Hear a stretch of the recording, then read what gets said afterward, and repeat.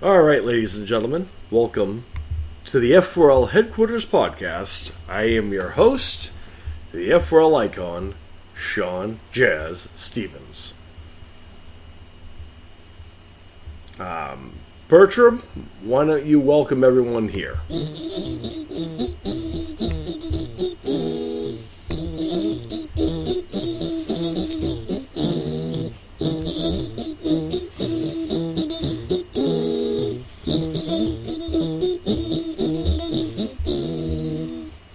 All right, everyone. Hello, this is the icon, Sean Jazz Stevens, and today we have a very special guest coming into the F4L Headquarters podcast for the very first time.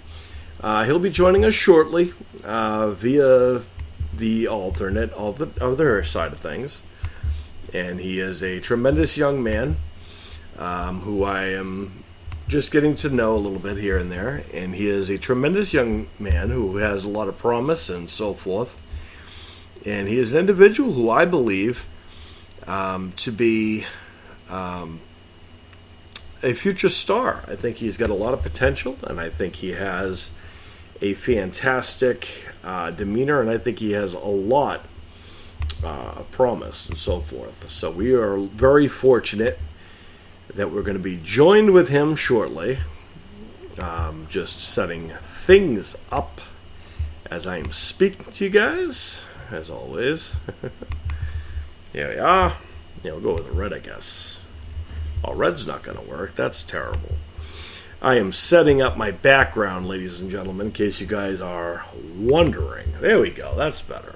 I think that's brilliant. There we are. Perfect. That's a better one. You know what? No, that's probably not going to work either. All right. So, hopefully everyone is doing well. This is the second now show that I've done today.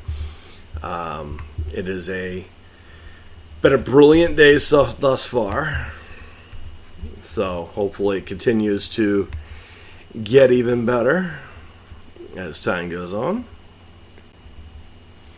Indeed.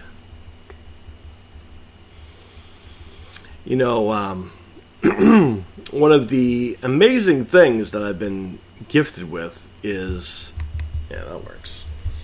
I've been gifted with the ability, if you would, to spot talent where some people might not see it. I have a tendency to see it when they can.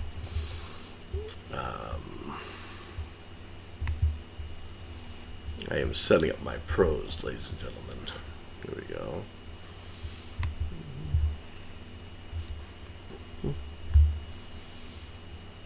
There we go. Auto. Okay.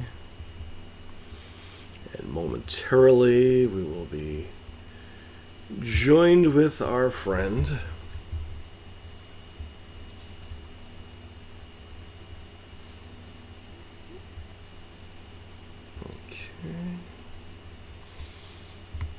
Excellent.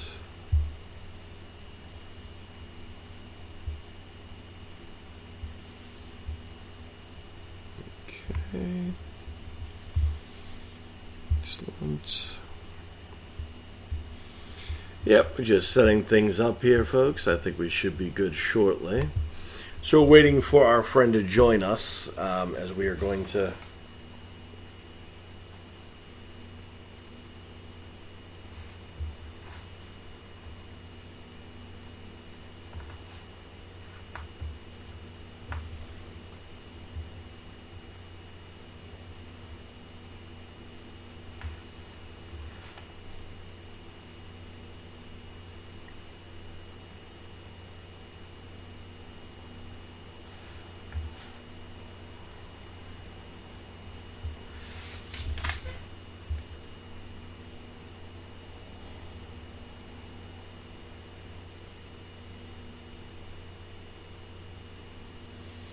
I am just communicating with our guest who is getting things situated his own self. I'm going to turn some lights on and so forth, so I have a little bit better lighting myself, So bear with me. The good thing is my recording is paused, so no one can actually see the Zoom part of things yet. But you will. So bear with me.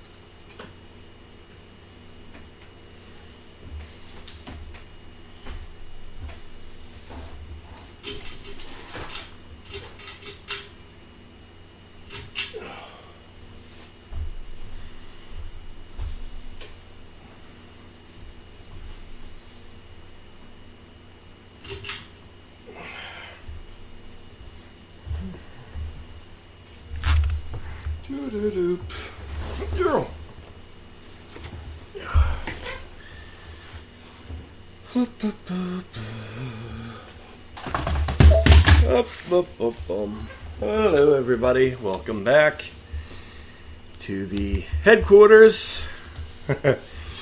While we're waiting, why don't we start our show off the normal way, everyone? Bertram, why don't you play that music for us?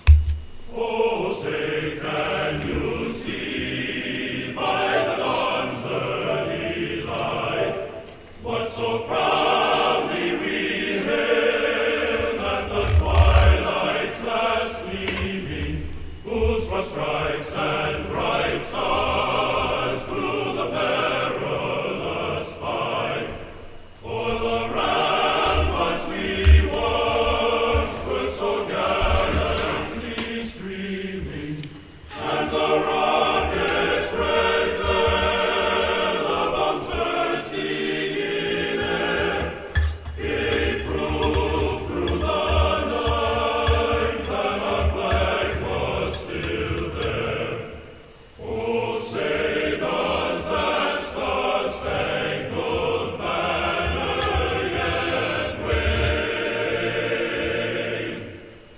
o'er the land of the free and the home of the brave?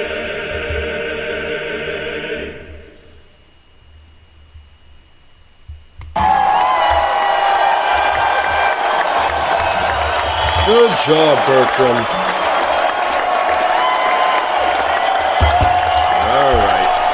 All right, everybody. Welcome. Excellent.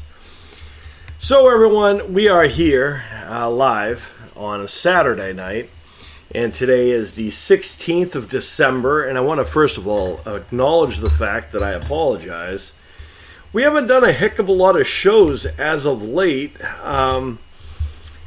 In all honesty, if we're being completely honest, with the holidays coming up and so forth, we are gearing towards, everyone's celebrating their own different holidays. Everyone's busy working on their own goals, dreams, and whatnot.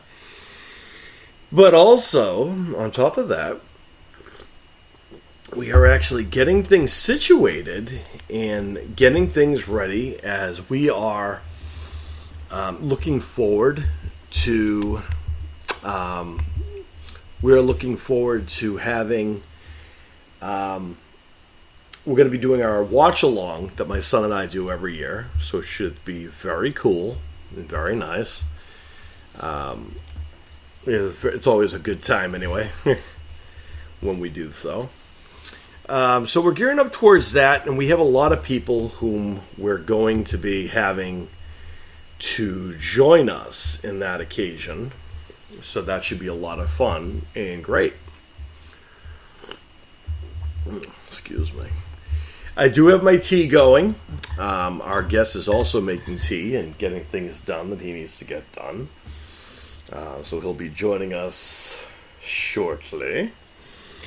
Yeah, and you know, I wanted to give a quick update.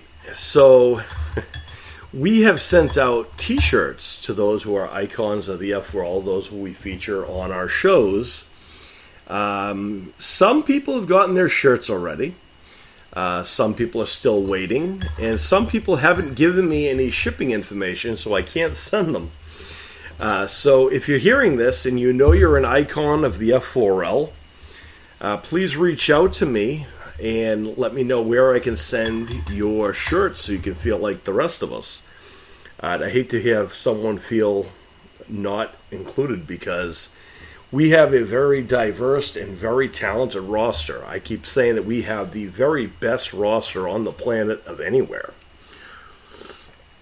And I stand by that. From our Dream Masters, and the Dream Warriors, and that goes for both divisions, both the Dream Masters Telenet Universal side of things and the BA MMA side of things. Everyone brings their own elements and their own individuality to our shows. So we want to make sure everyone feels included and feels special and excited, as they should. That's kind of how we envision things. So that's kind of how that works.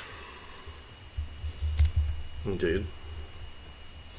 Just going to mute my mic on the YouTube thing for right now, just because I'm not just on the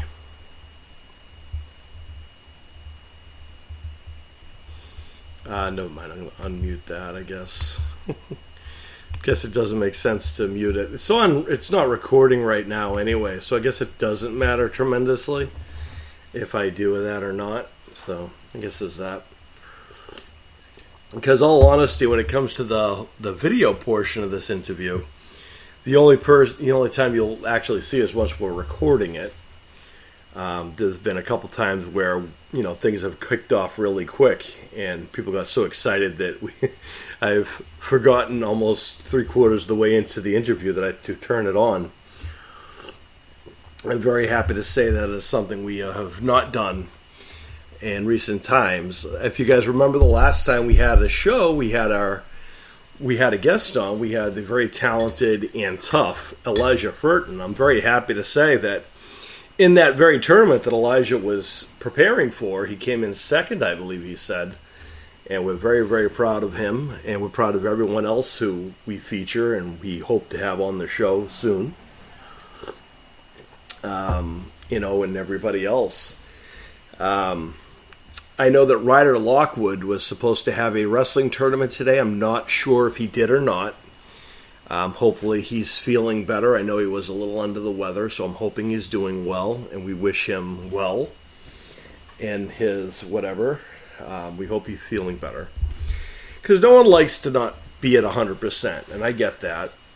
I also want to bring people up to speed. I've been reaching out to someone on the YouTube side of things, a fellow YouTuber who is very successful in his own right.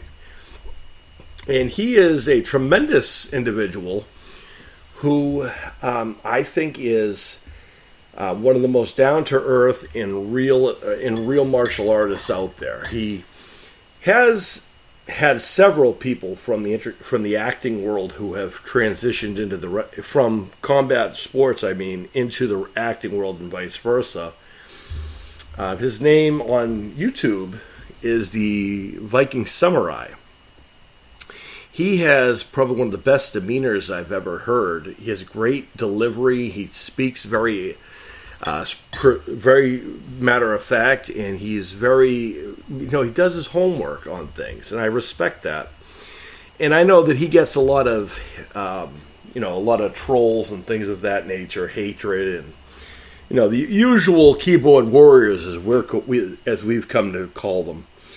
And I know recently he suffered an injury competing in a martial art tournament, I believe, and we want to wish him well, and we hope he has a speedy recovery.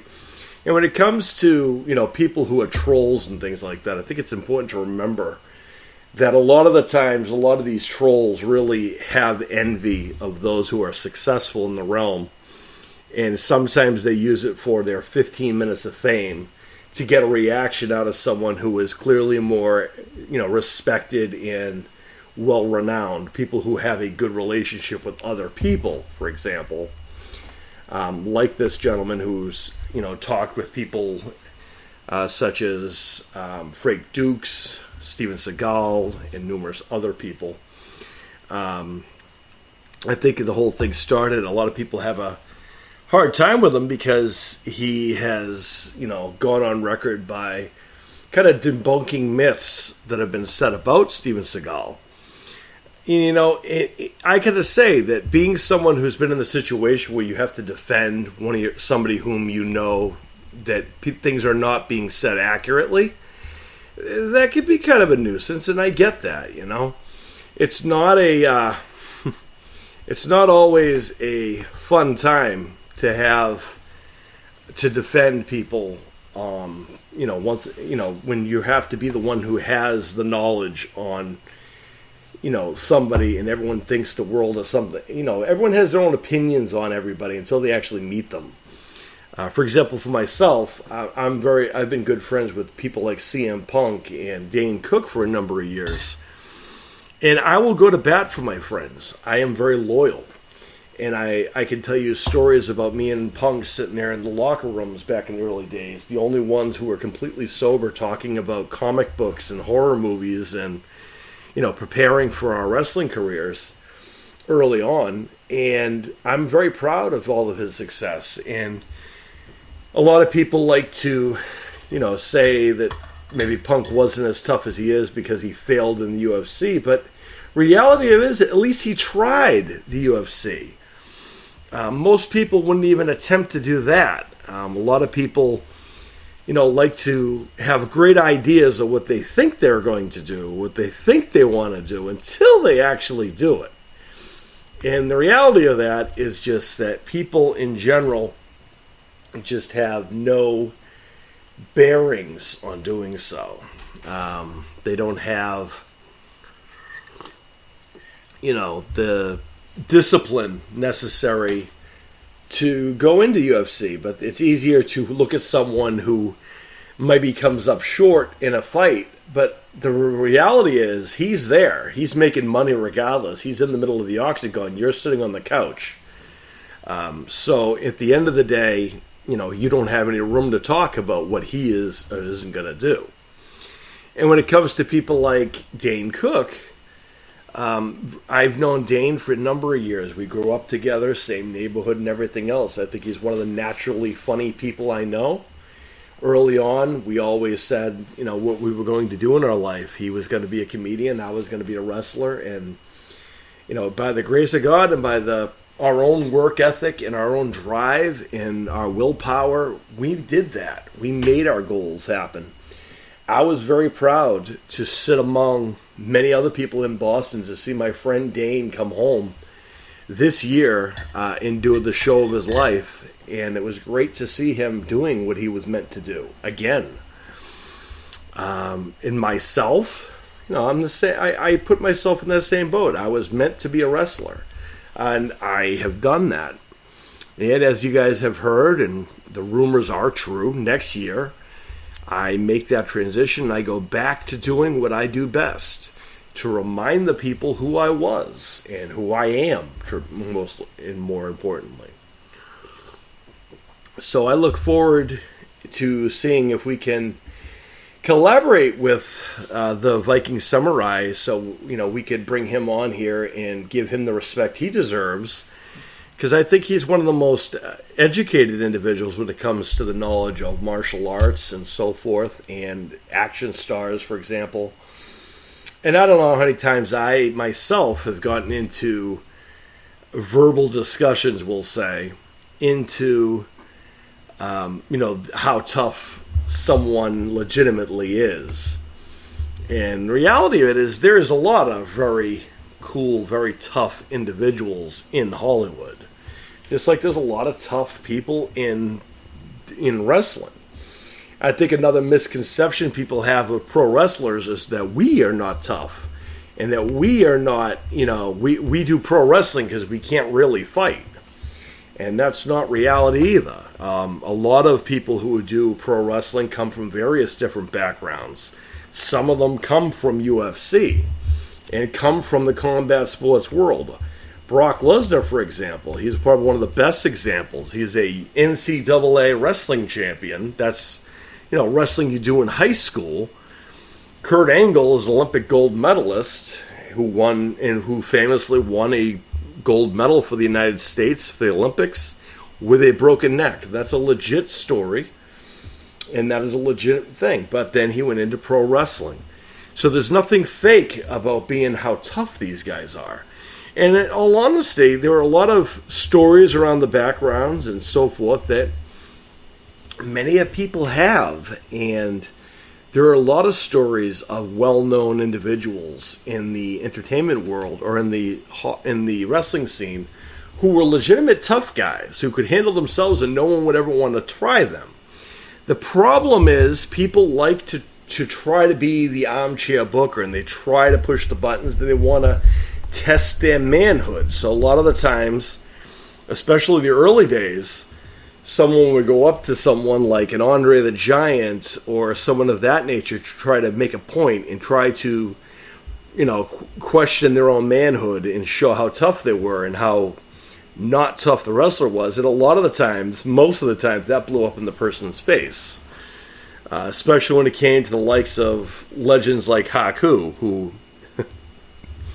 Haku is a very well-known individual for this very thing. And he is someone who just plain and simple did not enjoy, nor would he get involved with any of it. And he would, in fact, he would show people exactly how tough he is.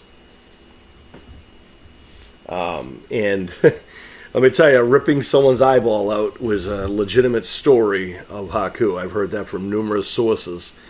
There's an old saying that if you hear the same story more than once and it's, close to the same story, there's got to be some element of truth to it. So there's that. And Haku was one of those people who would educate people real quick on how, quote, fake wrestling was, which is something you should never say to a wrestler. There's other examples include David Schultz and numerous other people who would much rather defend the code of wrestling versus, deal with ignorant drunk people in a bar who have 10 seconds of warrior instincts and think that they're tough. There's definitely a difference. So we are awaiting our friend who's going to be joining us shortly. Mm-hmm.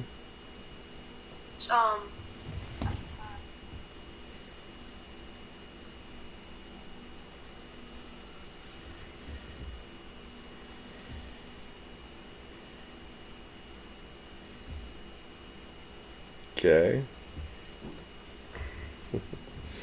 So we're waiting for our friend to join us. He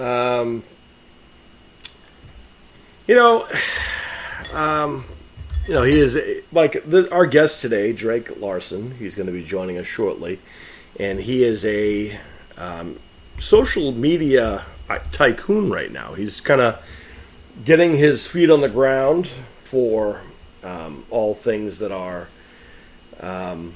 He wants to be an influencer, and he has a lot of ambitions and goals and whatnot. And a lot of the times on these shows, a lot of the people we have are people who have multiple, a lot of the people we have on the show already kind of have something going already, or already have,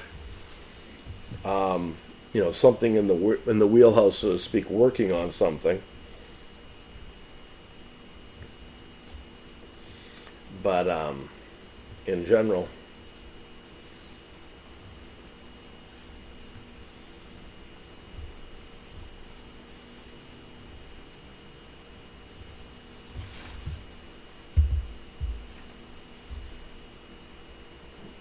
so anyway, he is, like I said, he is a Instagram influencer, and he's trying to work his way into goals and dreams and aspirations of taking that to the next level. So what we're going to do is we're going to give him that platform and whatnot.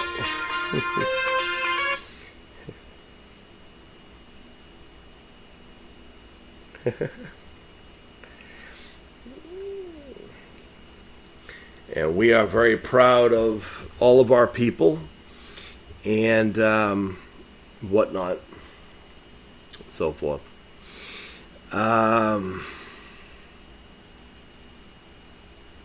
Yeah. So we're very proud of the people we back up and we support. Hopefully, this young man has a tremendous future ahead of him. Hopefully we can give him some ideas on what he is going to go into. I know a lot of people like to work on their goals and so forth. So this should be a lot of fun.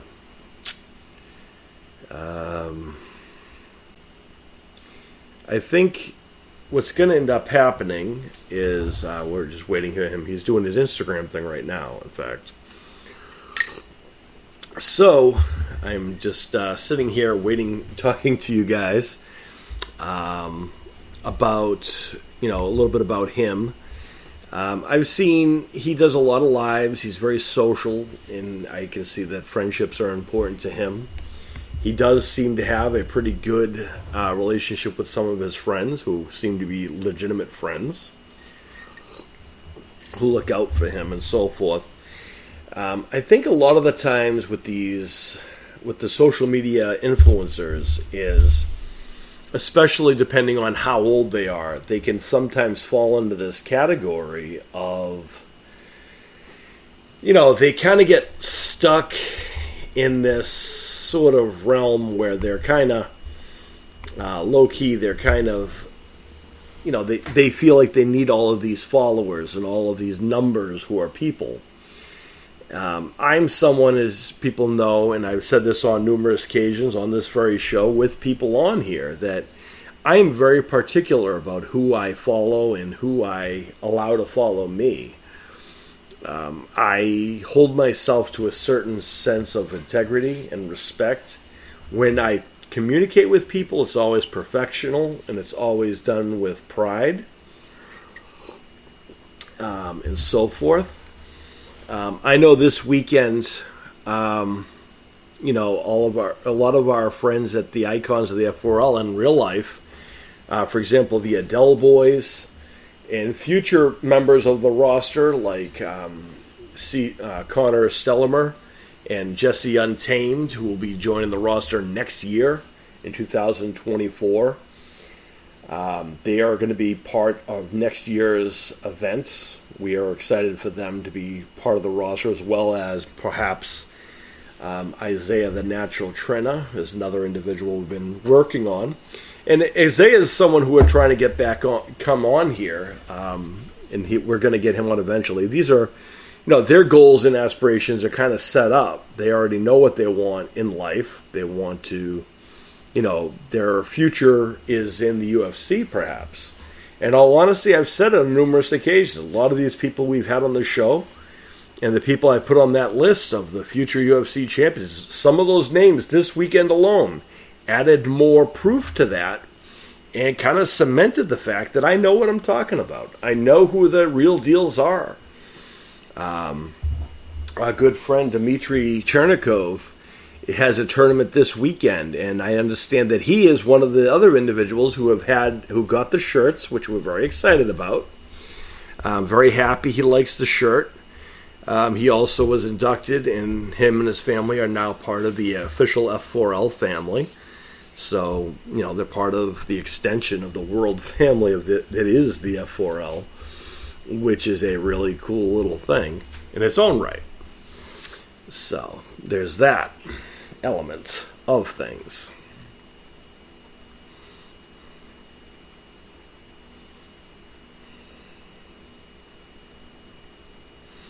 And whatnot.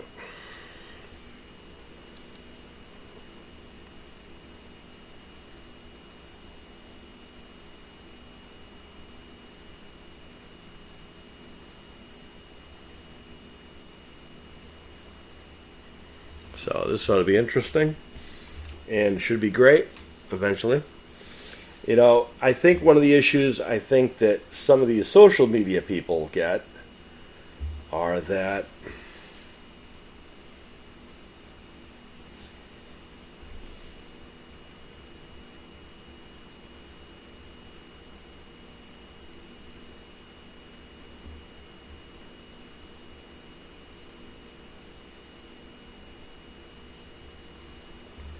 so I'm just letting him know.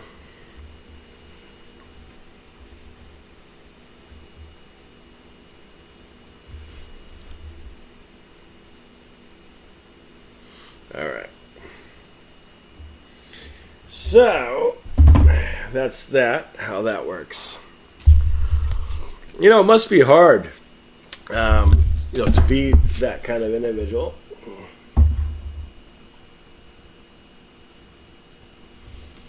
I was told he's going to be here 5 minutes.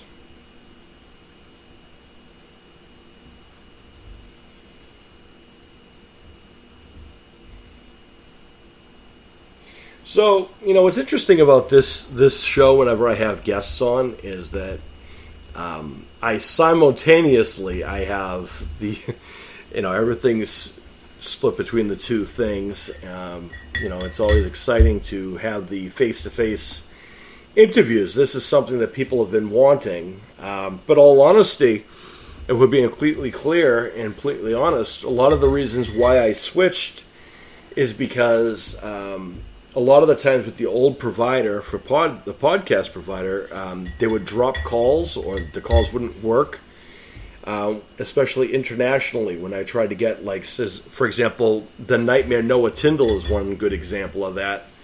The poor young man has a tremendous story, is probably one of the best fighters out there. One of the best fighters out there and is the best in Europe.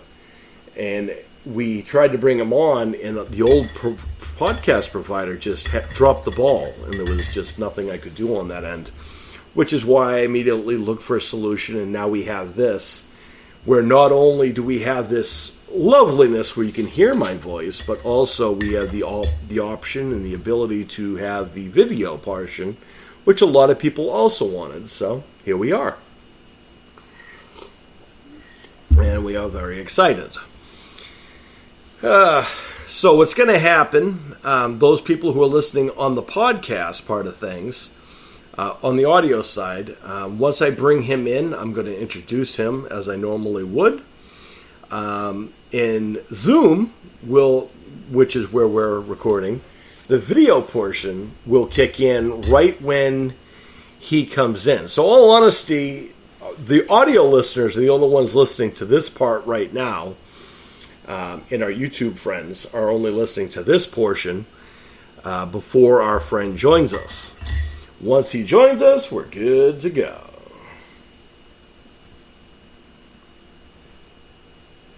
I'm going to go send him the code again so he has it. 1 second, folks. We're going to do so.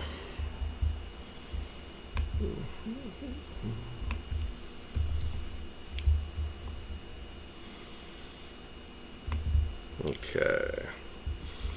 We're going to... 1 second, folks.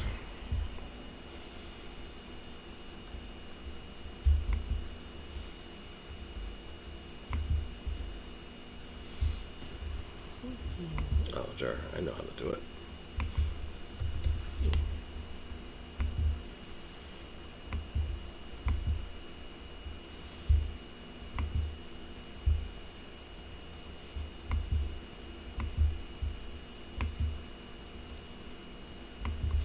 1 second, folks. We're doing multiple things at once, which is always a good time.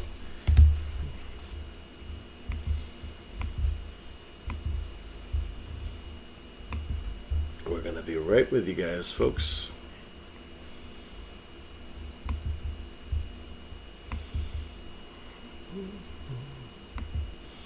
I feel like this is one of those deals where in all honesty, some of these are more fun. A lot of these times, actually, these are things that we oftentimes enjoy and whatnot. Bear with me, folks.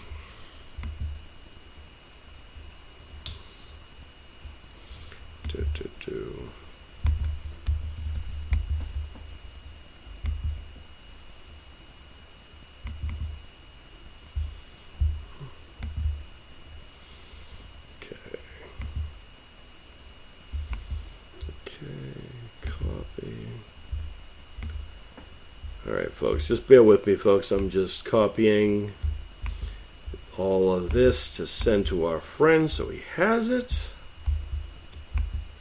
And then he's good to go. 1 second, folks.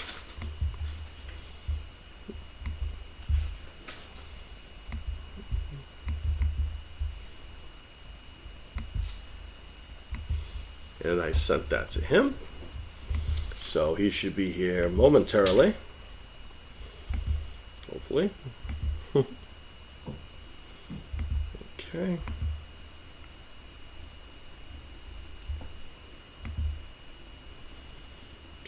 There's that. All right, so he now has what he needs, hopefully. As always. 1 second, folks.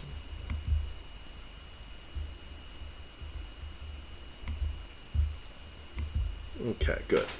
Just wanted to make sure everything is on the up and up, folks. And we're waiting now for him. He should be joining shortly. And we should be here soon. So here we go. And we're going to remember that we need to record this part. And from this point on, once he joins, you'll be hearing not only myself, but you'll hear our new friend, Drake-Larson, who we're waiting for. He'll be joining us shortly.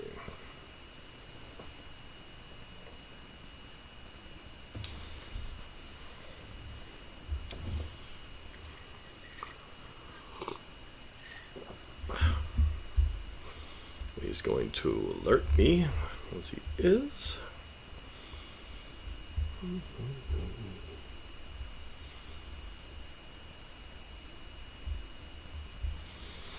And then once he does, we'll bring him in, and it'll be a grand old time here at the F4L Headquarters.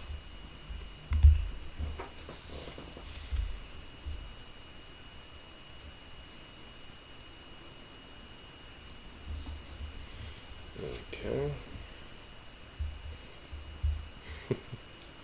So, should be interesting, yeah. I am going to turn all my volumes down so I'm not interrupted. We are waiting. Should be coming in soon. We hope.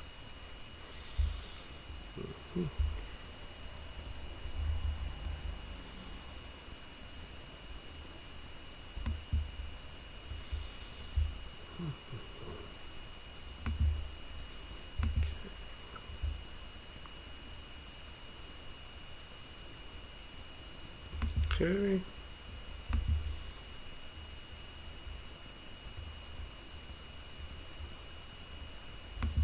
We're waiting here.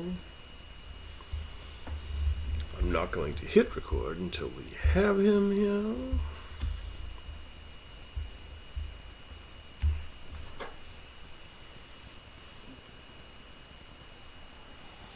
And then we'll be good to go once that happens. But as I was saying,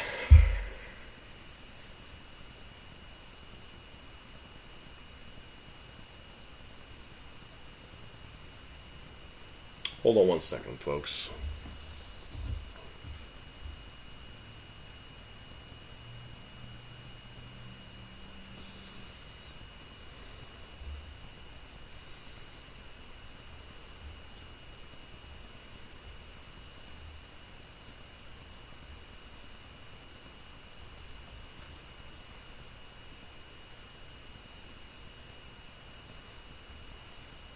Oh, actually, hold on.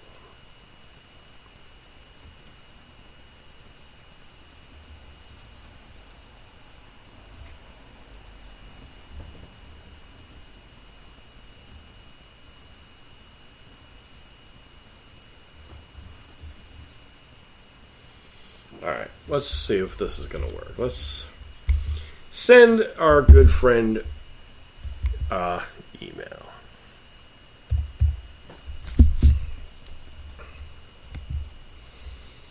Okay.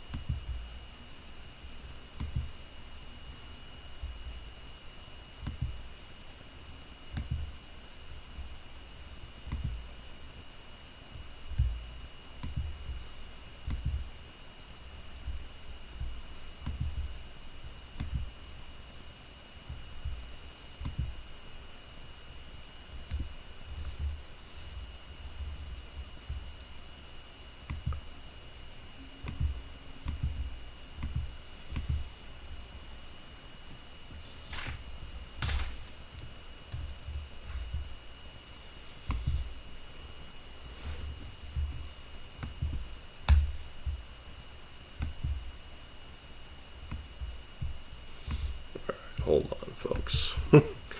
This is fun. This is always a good time. You know, there's always something with the new timers, but it's cool. It's cool. We got this.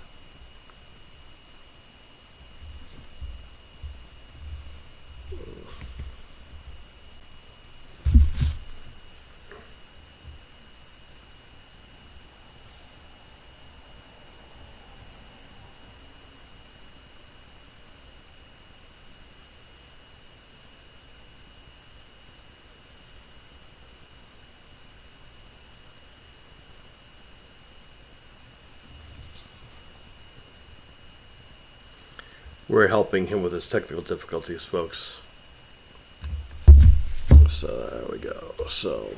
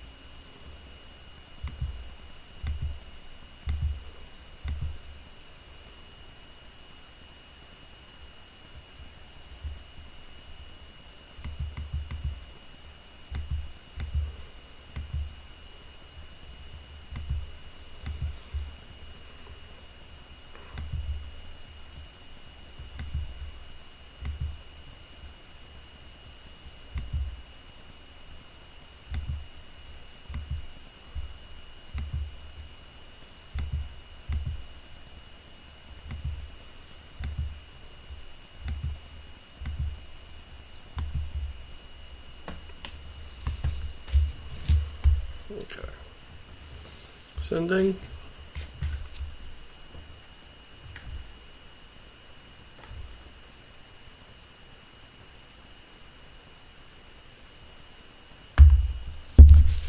All right. Shouldn't be too long now. Once that happens there.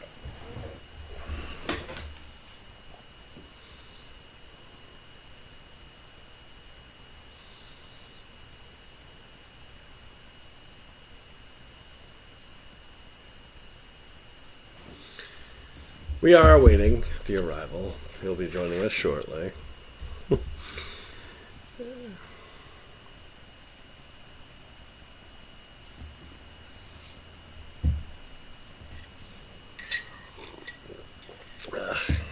Fun times. We'll be with you guys shortly as far as this goes. And once he is, we'll be good to go. I again haven't hit the record button on the Zoom as we are awaiting the video portion because I don't want to bore people by just seeing me talk randomly. So there's that.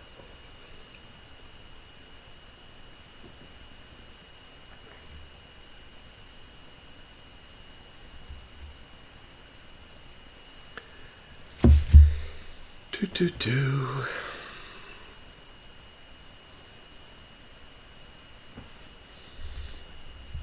I feel like with the first timers, there's always this first initial anxiety that they get. That sometimes it seems harder than it actually can be, but I get it.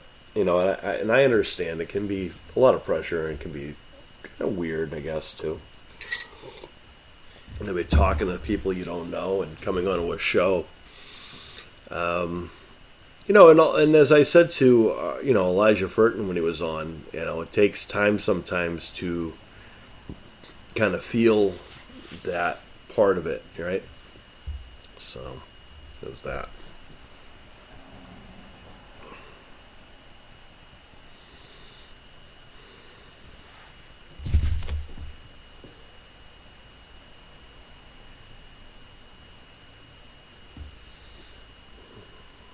So, we await him. So once he hits the little thingamabob, we'll be joined by him. And it'll be good times, hopefully.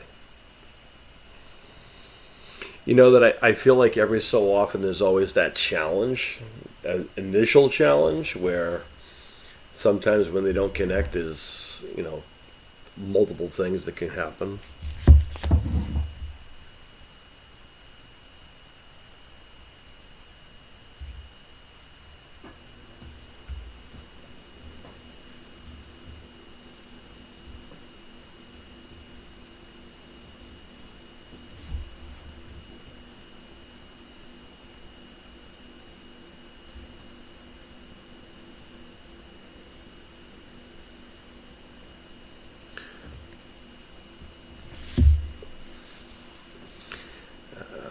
Okay.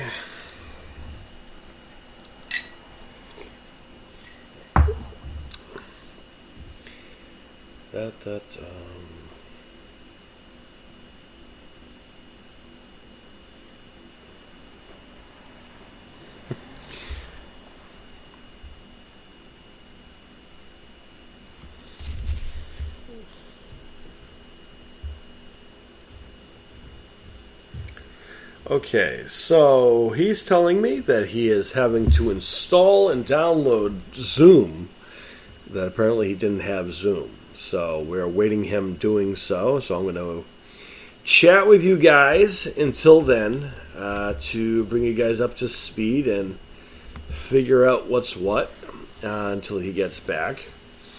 While we're waiting, why don't we play you guys? Why don't we have Bertram do his job and have him play you some music? So Bertram, why don't you go ahead and hit that music for us?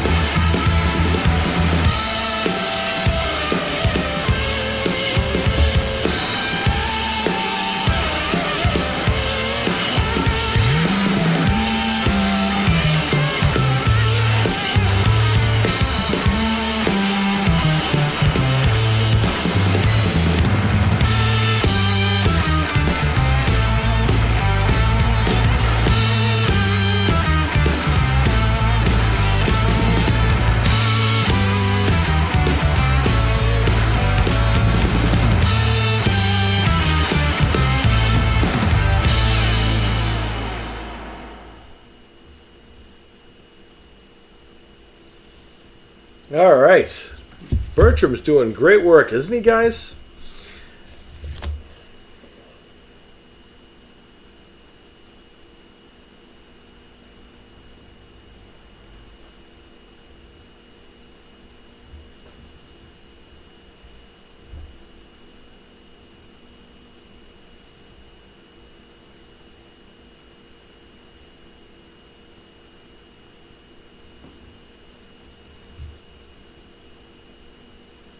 All right, folks, we're going to be doing a couple things here. He's downloading the program for Zoom, apparently.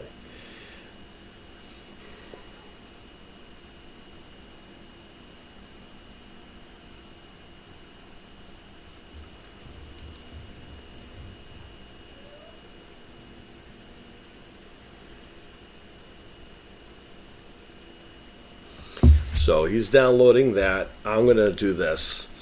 So, folks, I am about to go live via the video. And what I'm going to do is, I know that you guys have been hearing me audio-wise for a little while now, but what I'm going to do is coincide with the video portion and chat with you guys a little bit about the bowling updates that we haven't done in a little while, so I apologize for that. But you know, with the video, I'm actually excited because we're going to actually show you guys some cool stuff. So, let's do it.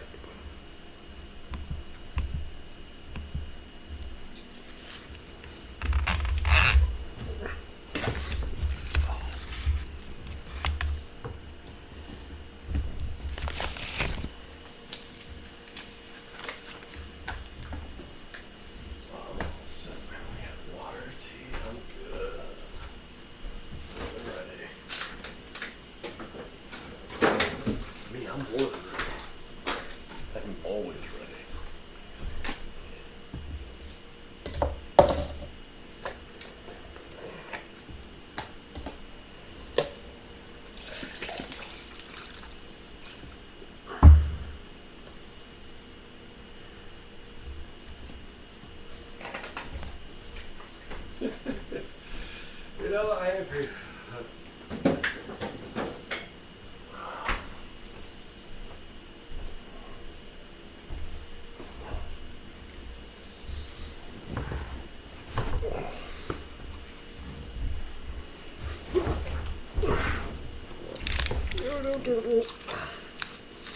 All right, folks, we are back on everything now. Here we are again.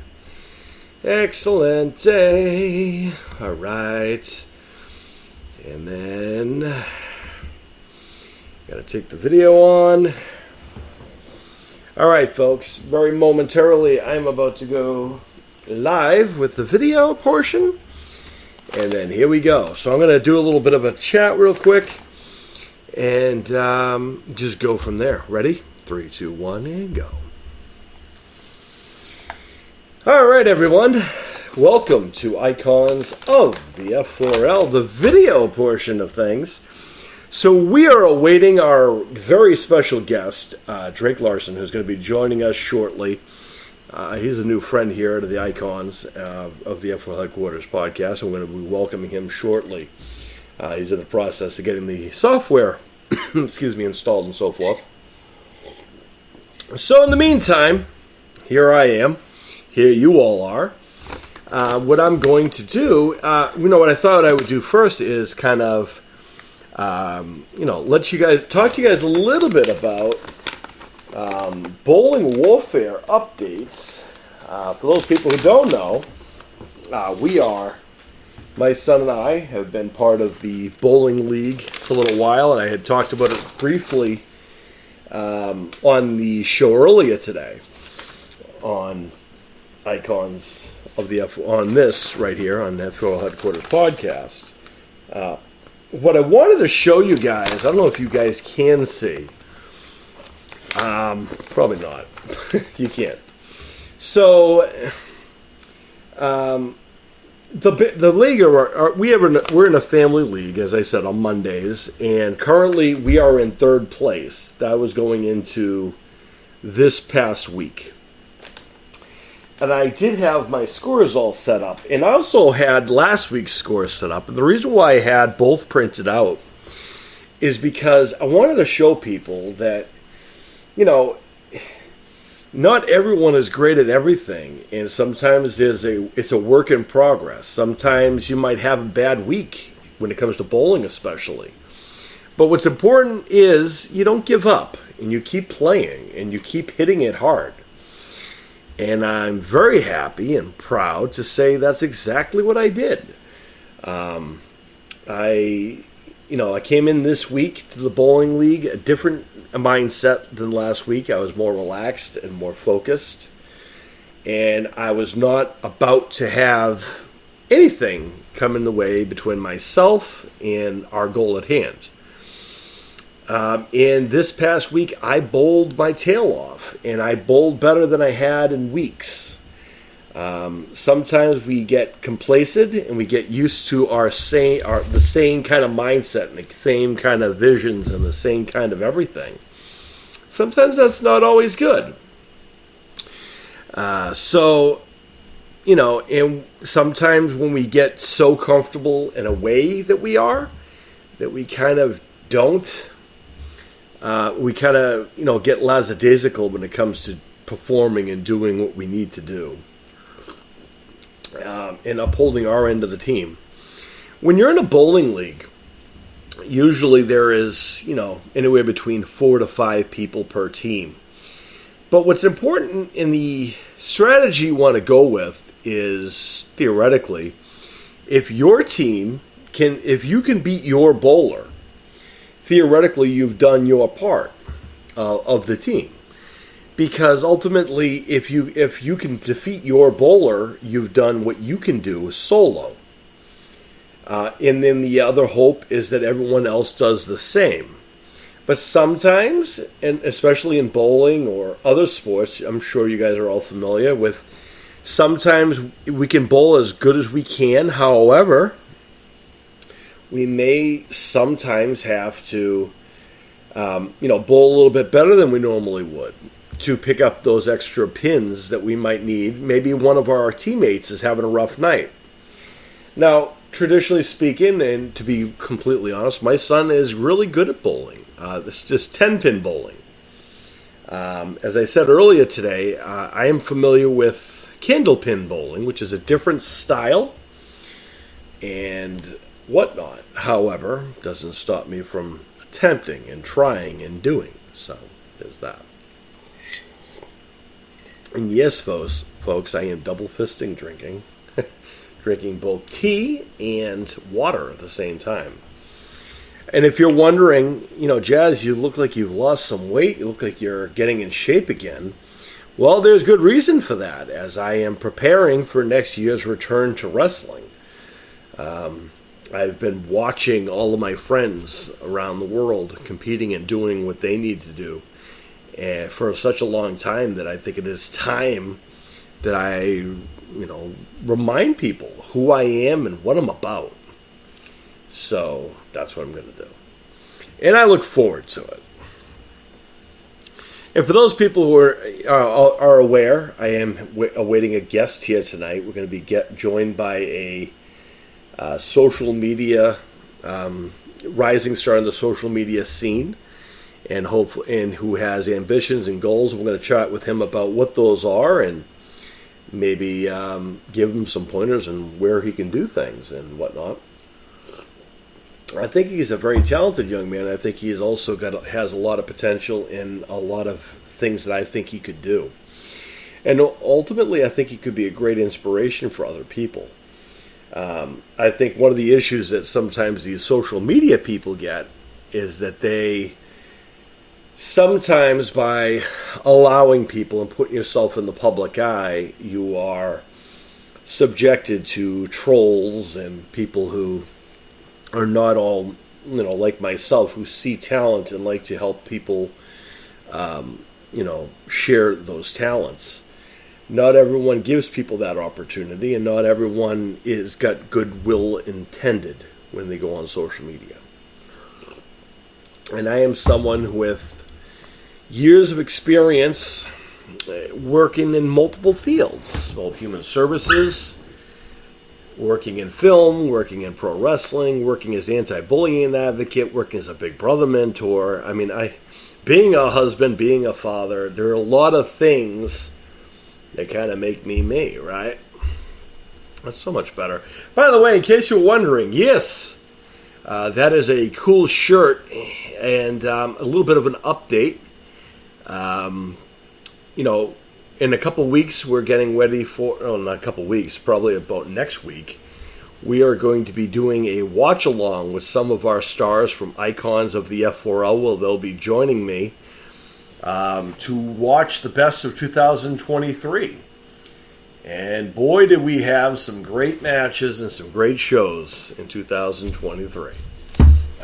It was a fantastic year. Everyone did really, really well and inspired quite a few people. I have multiple times have said how many people are going to be future UFC champions, and I think they have. A lot of them have indeed proven to be that. And, they're doing really good things. In fact, this weekend in Texas, a lot of our current roster members are down there. The Adele boys, for one thing, went to Texas, leaving Florida, showing that they're still the measuring stick no matter where they're going. They bring Florida with them. What can I say? I don't think the Menya boys participated. I'm waiting finding out about that. But there are a lot of other people who did. Some future icons of the F4L who will be joining us next year, perhaps, did very well as well. And congratulations to everyone who competed this weekend and did well. Our friend Dmitry Chernikov, our young friend from over in California area, he actually has an event, I think, tomorrow as well. And we wish him the very best as well. And, of course, everyone else is busy doing their thing and making their goals and happen. Fun fact, one half of our current Dream Masters one half of our Dream Masters BA MMA Grand Prix Tag Team Champions is actually here in the States, as he is going to be watching his good friend and fellow countryman Patty Pemblett in the UFC event in Las Vegas, Nevada. So I can't wait to hear all about that. And he's here in the States, which is exciting. Sadly, he's not in my neck of the woods. Otherwise, I would have, met up with them and brought them for coffee or lunch or something. But they're not anywhere near where I am. But soon enough, folks, soon enough. However, I think the good thing is that eventually they'll be getting their shirts as well. And I do believe that the Night Terrors, both he and his current tag team partner, Noah the Nightmare Tyndall, will be joining us for our watch-along event during Christmas holiday break. And that should be a lot of fun. Other people who are scheduled, or people who we believe will be joining us as well, Action Jackson Baker, Big E, Elijah Furton will also be joining us as well. And from the Universal side of things, my co-host, Sean Awesome, of course, will be joining me. He's on the other side of things, as well as Magic Mike Lewis, who just joined the roster this year and has done very well. Also will be joining us is Jaden Brooks of Brooks Brothers Incorporated. He's been part of a lot of our watch-along events, and we look forward to having him back again.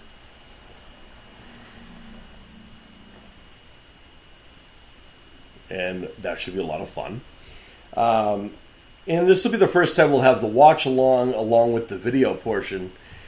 Those guys who've watched these interviews before, these are usually have been a little bit more smooth other than tonight. I think there's a little bit of maybe miscommunication, maybe. Technical difficulties, the usual fun stuff. Cool. 29 minutes. All right, so he'll be here in 29 minutes, folks. And whatnot. So I'm just going to tell him he should probably head to YouTube to listen to what we're chatting about real quick.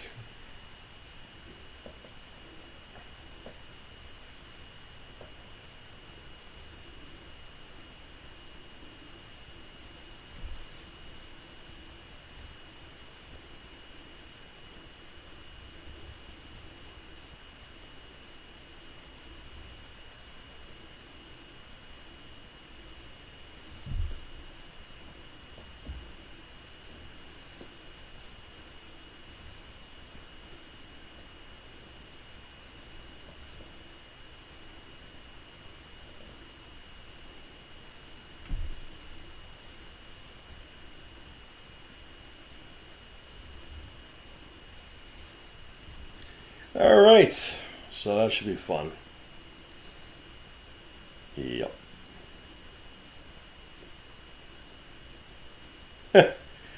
Yeah, people are excited. Indeed. A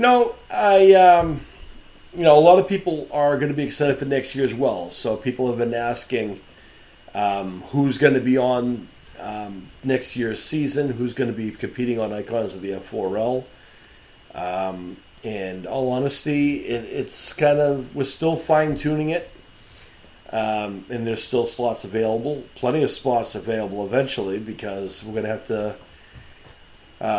when the new software updates come in, meaning the new game comes out, we're going to have to redo everything anyway.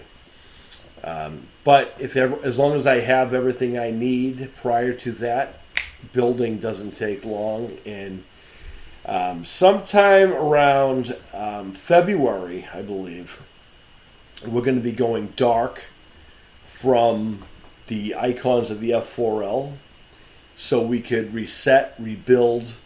Once we get the new software, we're going to go dark officially. So probably just before March, we'll do like one big kind of a wrap-up show for everything prior.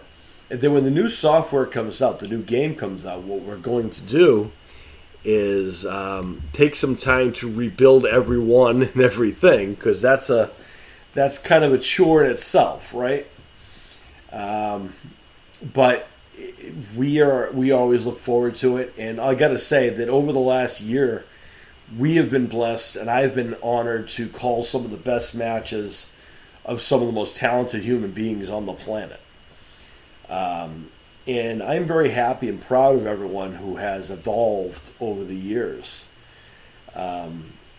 Sometimes people don't know the impact they have on other people. Sometimes people don't think much about what it means to be, what it is to be, on the shows and so forth. And, for the last, I don't know how long, I get emails all the time about what our superstars inspire other people. JoJo the bodybuilder, for example, is someone who I get a lot of emails about early on. He was one of the people that a lot of people viewed to be a great role model. Someone who not only talks the talk, but also goes over there and walks the walk. There are many people out there who claim to do a lot of things, and a lot of our stars on our show actually go out and do those things. And I'm very proud of everyone who we featured on the shows. In 2024, in the midst of me doing everything else I have to do with my return to pro wrestling, and everything I'm doing with the schools and stuff, by doing the public speaking about the anti-bullying programs I'm doing, I'm looking forward to, and also I still work, and I'm proud to be part of the Monster Mania family and team. So I'll be working alongside of my Monster Maniac brothers and sisters at the Monster Mania events in Cherry Hill, New Jersey, in Baltimore, Maryland, and Oak, Pennsylvania. So if you're in any of those areas, come see Monster Mania. You'll find me because I'll be there. So it should be a lot of fun. We got a lot of things planned going forward, and I think also, every year they always send me a kind of a outline of how everything is doing and how it looks to everything and who listens and whatnot between the podcast and YouTube and everything else in between. We've really, reached a great audience and reached a great deal of people, and I'm proud of those things. I still am baffled how on our YouTube channel, now a lot of people look at our YouTube channel like, well, only X amount of people follow you and blah, blah, blah. Well, I remove people if I first of all think that they seem, not to be up and up. But on the other end of things, I can't explain how it is that our algorithms tell us that all kinds of people are watching us from all over the place. It tells us these things, and I know people are watching them because everything is reported to us. And I also get the emails from people who, like as I said earlier, a lot of parents or people will reach out and ask questions about our stars. I don't know how many emails I got about asking about the well-being of Elijah Furton after the match he had with Ryder Lockwood in the cage a few weeks ago, or about a month ago. And that was prior to Elijah coming on the podcast here. And even Elijah said, "Oh, he's fine." He was, and he did. He looked fine to me. I mean, he, went through a cage and fell 50 feet through the cage. But he's a strong young man. He, as you saw, he looked fine. And he was laughing about it actually. In all honesty, I would probably do the same thing if I fell through a cage. If I'm being honest, he's got the right idea. But in general, those are the emails I get on a regular basis. People asking us about, our various stars and, why it is that they do and how, if they're based on real people, which is the most baffling thing out there. In all honesty, they are based on real people, and that's kind of the focus. That's something that we have evolved over the years.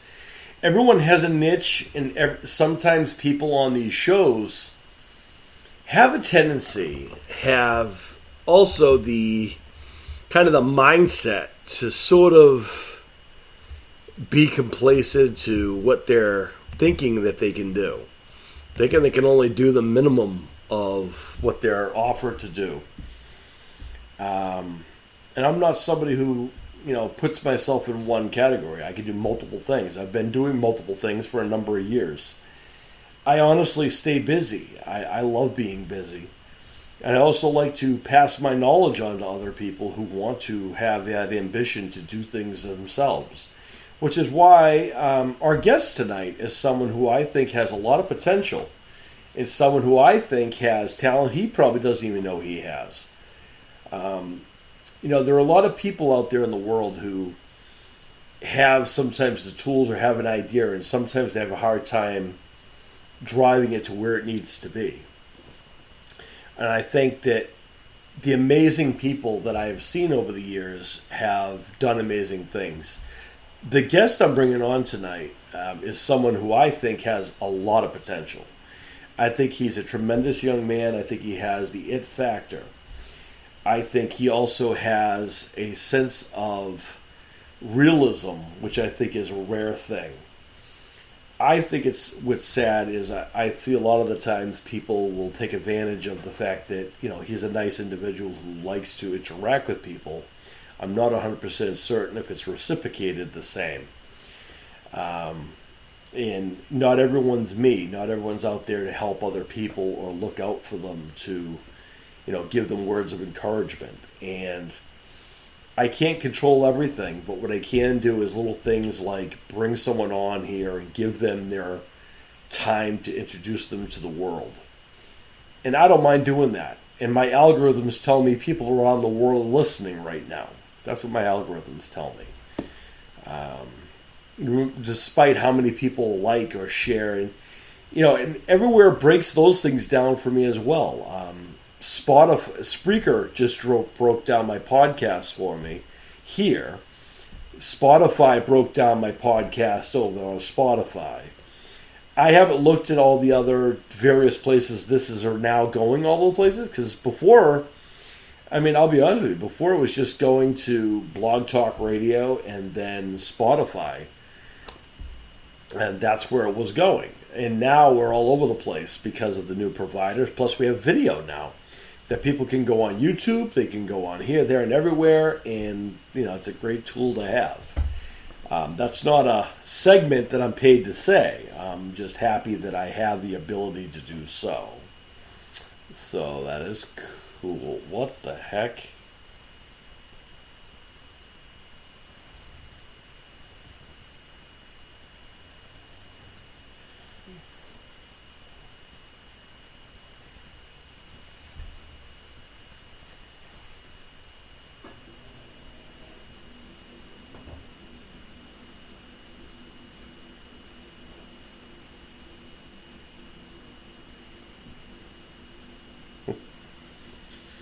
He's having technical difficulties, folks. He's dealing with it. He'll be there. I have faith in him.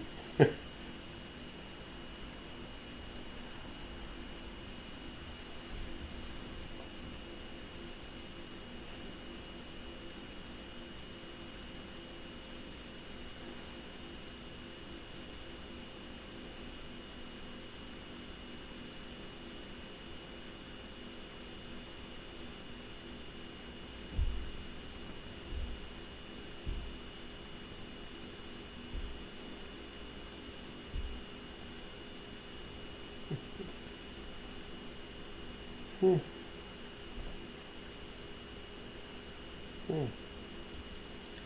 Interesting.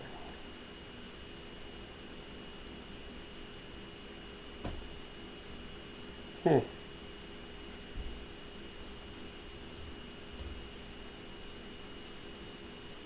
Rodel. So I'm looking at his thing. He's sending me the little thingy here. Uh huh.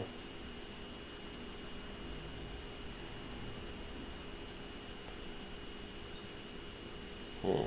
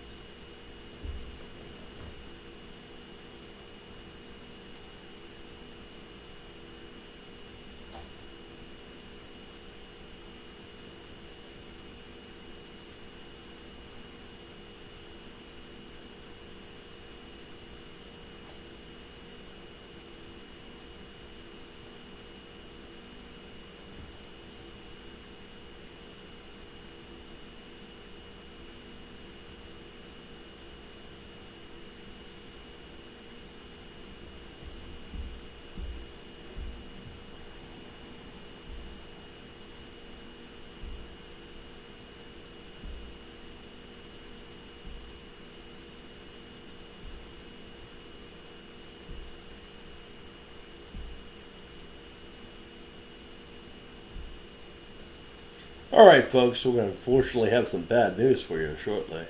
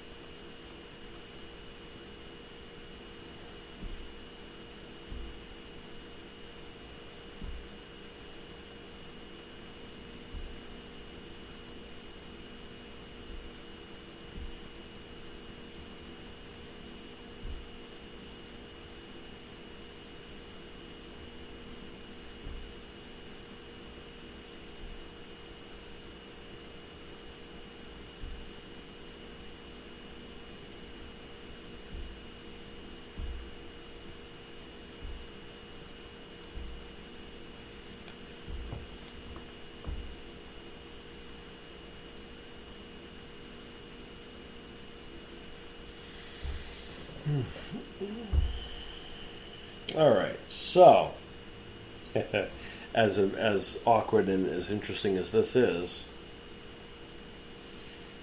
he's having technical difficulties, and we might have to reschedule this for tomorrow, folks. Unfortunately.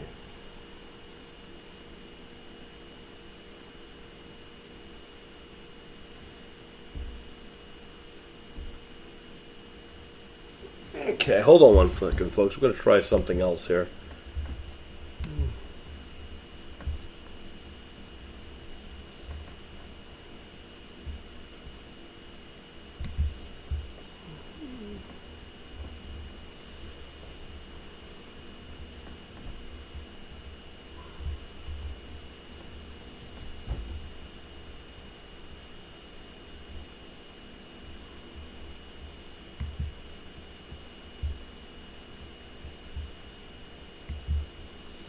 One second, folks.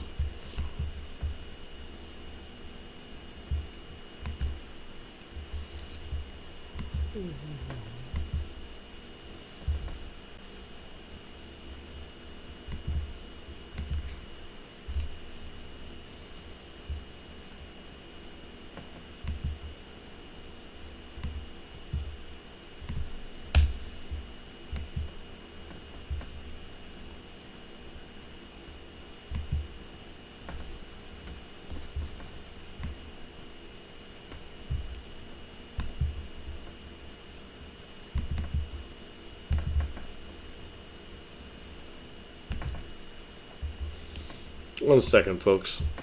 We're going to try something here. Should work, hopefully.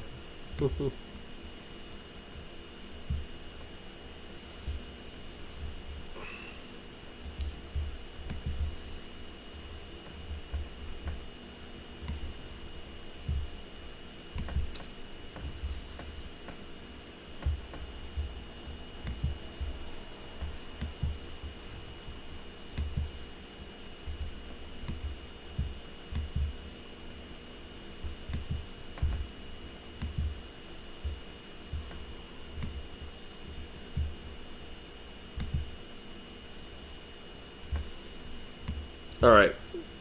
We're going to end this episode real quick. I got an idea.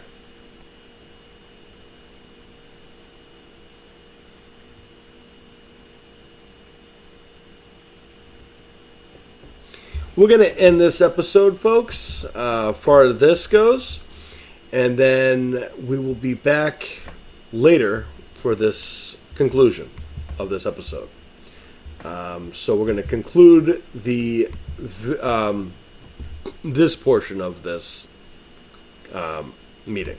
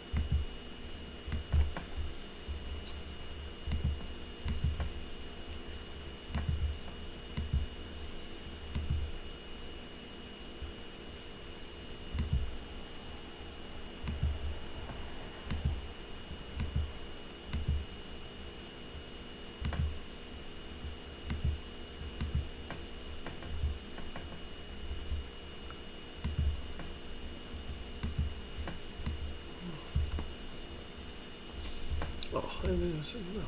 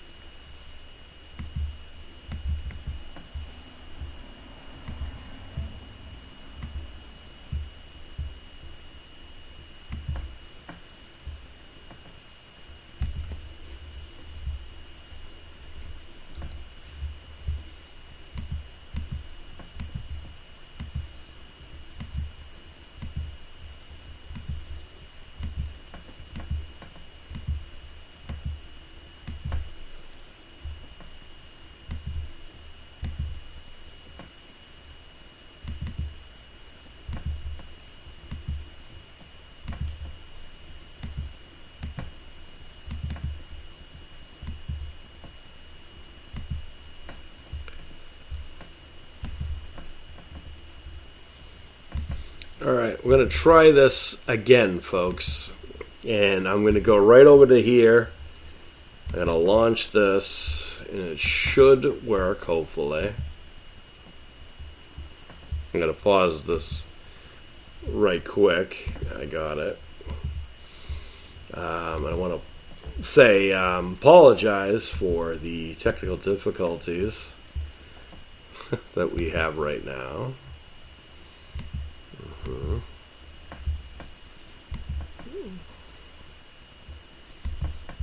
Okay.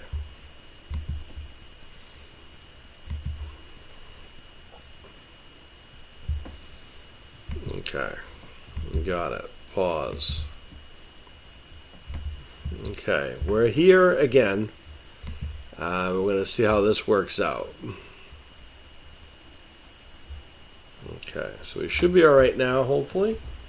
If it works, cool. If it doesn't, then we're going to reschedule again.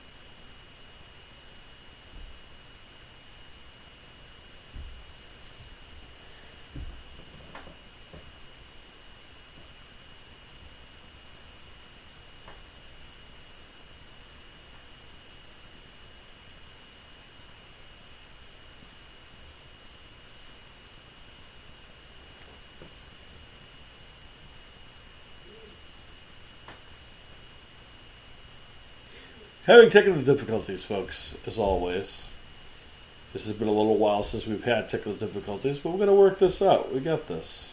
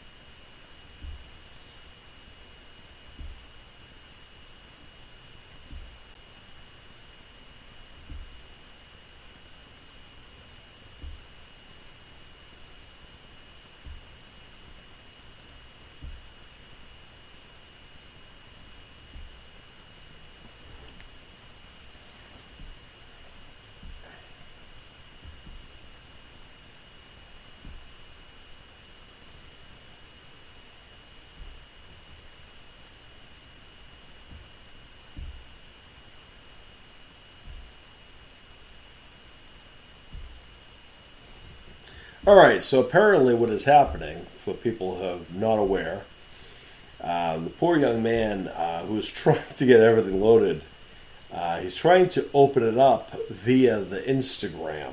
However, Instagram is not allowing him to do so.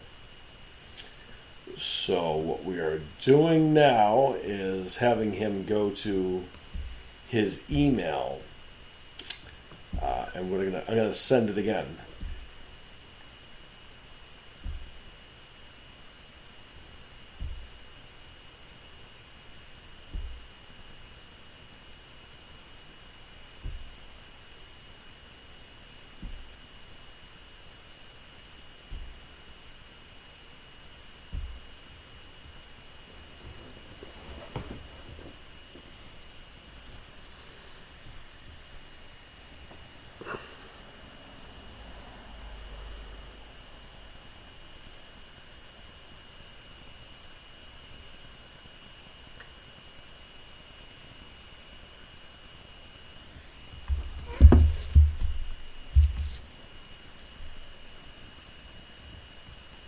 Okay.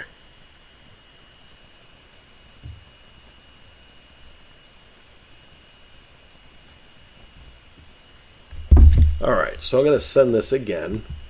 So apparently, the issue at hand is the poor young man was putting it into Instagram, and Instagram is being a pill about it.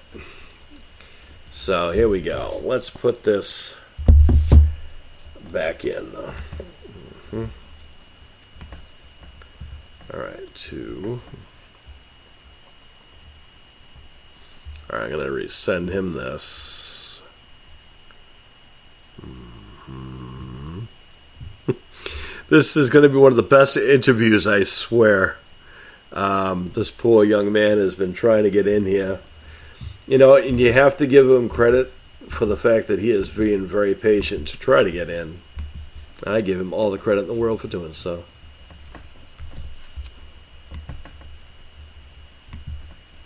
All right, so done that, and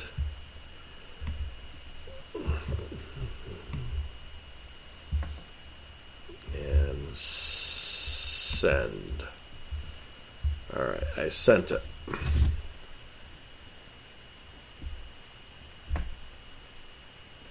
All right.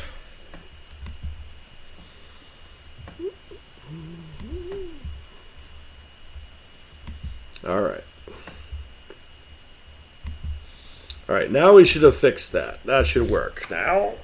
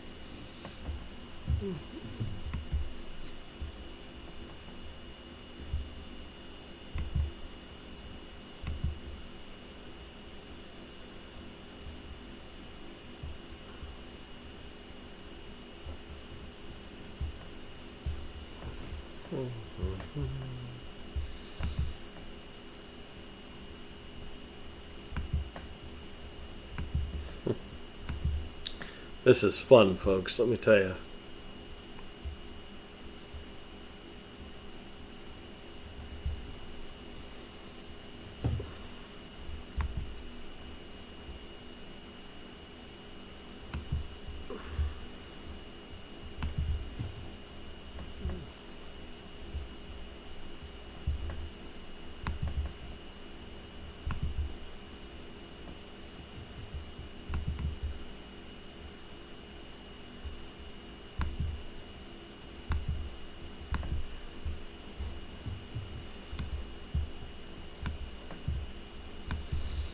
Alright, we're gonna move this here. And it's gonna be amazing how this works.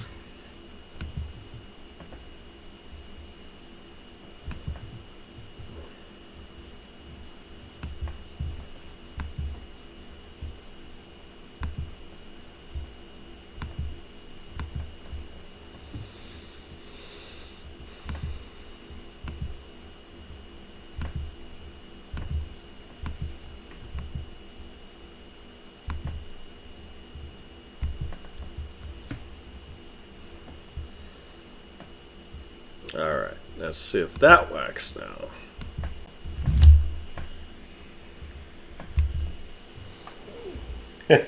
You know, I swear that sometimes this thing likes to give me a hard time. But I will survive.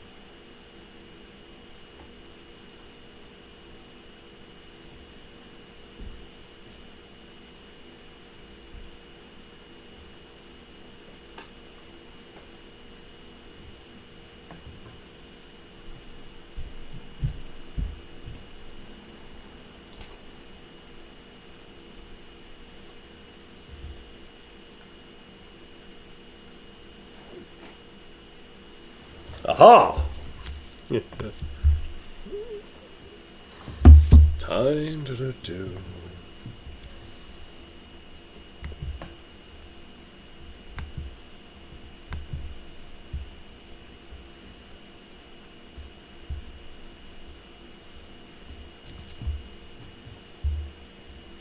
It was just here.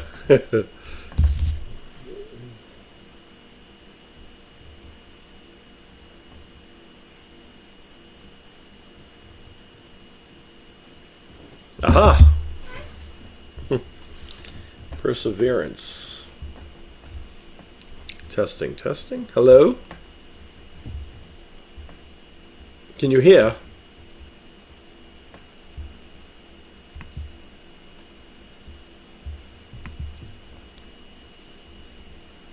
Hello? Can you hear now? Hello, can you hear me now? Can you hear me now? Good. Hello. How are you? I am sorry about that. Technical difficulties is always fun. Good for you, having perseverance. I appreciate that. I appreciate your patience, too. Thank you. So, happy Saturday, I guess. Yep, good. So, welcome to the F4L Headquarters podcast officially, ladies and gentlemen. He's here, finally. Took a little while. Technical difficulties, perseverance. He's here.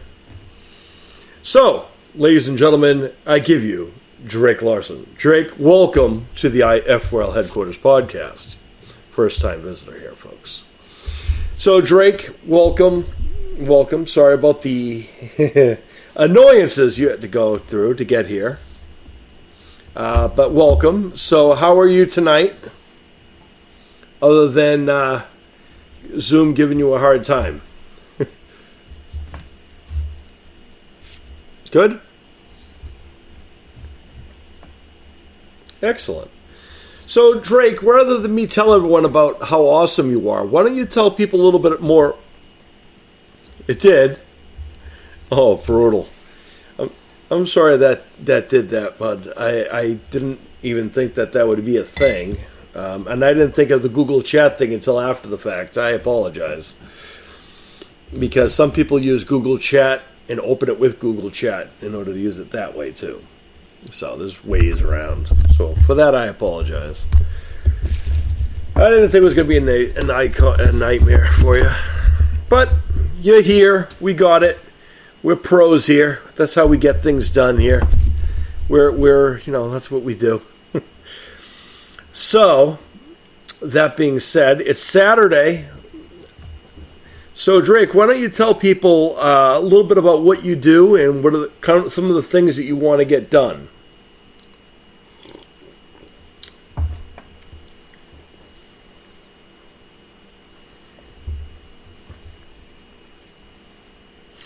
Like, yeah, like what do you want? Like, what is? Well, right now, let's first of all. So you're on Instagram, right? That's for the most part. Okay. So what is something you want to? What is your ambition? What is it that you want to do in your lifetime? What is something that what are your goals, basically? So yes, to answer your question.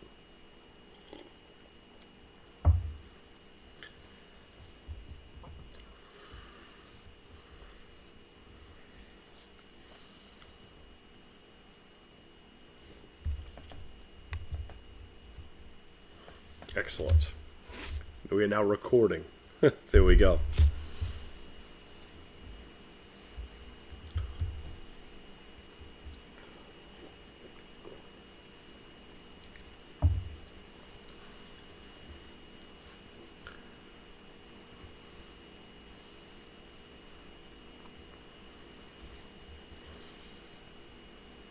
Sure. Makes sense. Now, when you say singing, what is it that you want to do? What kind of music do you like to sing?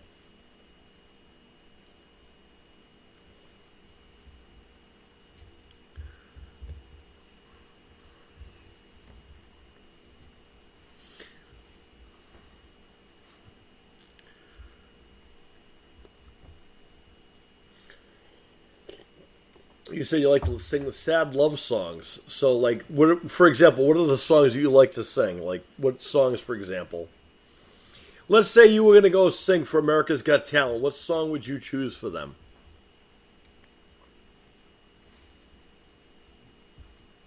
Okay. There you go.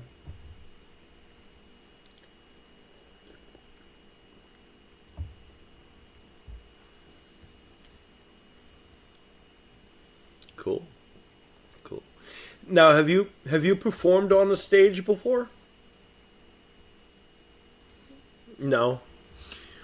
Do you get camera shy, or not camera shy, but do you get like stage like as far as like performance guys? Do you ever get stage fright or get nervous on front of people?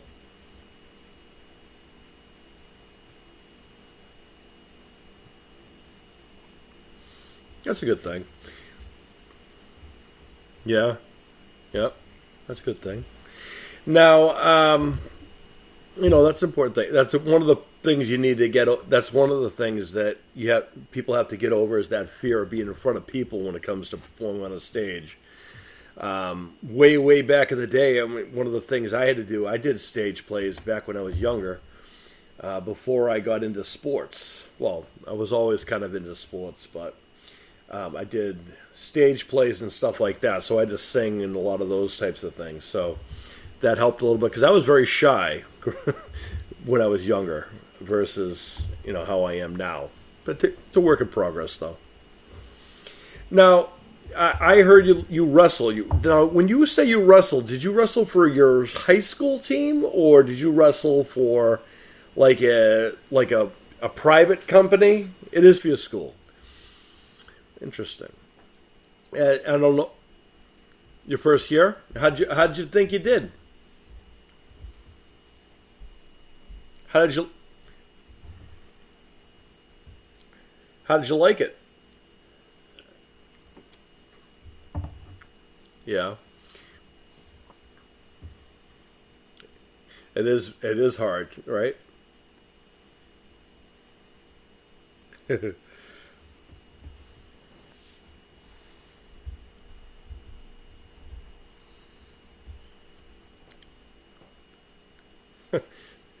That sounds like an illegal move right there.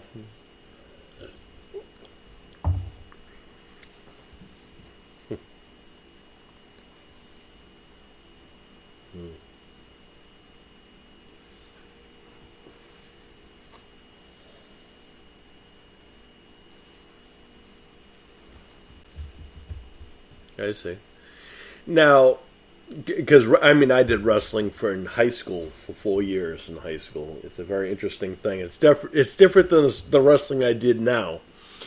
But prior to that, I did martial arts, so I was used to kind of kicking and fighting people. But like as far as the high school wrestling stuff, that helps you keep in shape, right? Because that's a lot of work to get involved within the sport, right? How long was your practice? Pretty long, right? Yeah, sounds about right. Yep. So you must be in pretty good shape then. That's a good thing. It helps you stay in shape anyway. Wrestling, you gotta, one of the biggest things about wrestling is staying within your weight class, right? Nice, nice. What weight class are you in? That's a good one. That's a good. Mm-hmm. I see.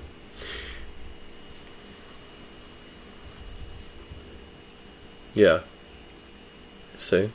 Now, did you have a lot of power and stuff like that when you were, I mean, obviously you would know what your style is. Like, did you have a lot of power behind thing, or you were more of a finesse kind of a person?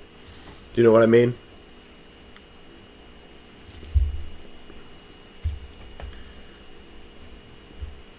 Hmm. Uh huh. I gotcha. I gotcha. Yeah, I get that part. That's good stuff. Um, I always enjoyed the takedowns. I found once I took the person down, there was not a lot they could do about it after I took them down. And the best part about it was just the human chest capacity, trying to figure out what they were going to do before they did. Right now, I'm just surprised it ended already. Your wrestling season. A lot of people are still doing the wrestling, so it's interesting. Um, it's all right though. There's nothing wrong with that.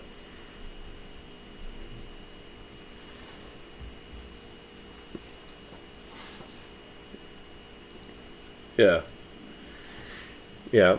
Now what are the things you liked about wrestling versus what are the things you didn't like about wrestling?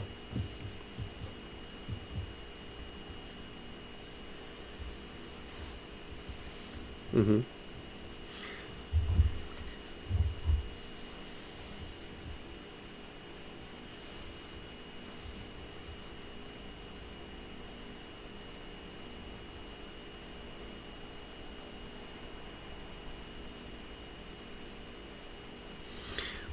Yeah, well, that's this year. Next year, you're going to be more experienced than they are, right?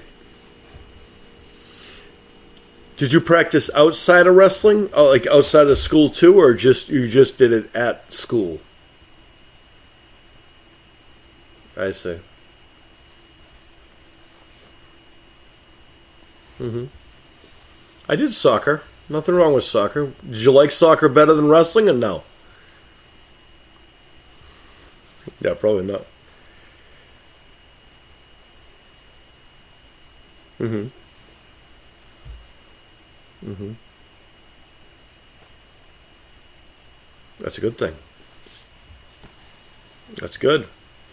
What's interesting is that both of those sports you just mentioned are two of the most grueling and the hardest of all of the high school sports.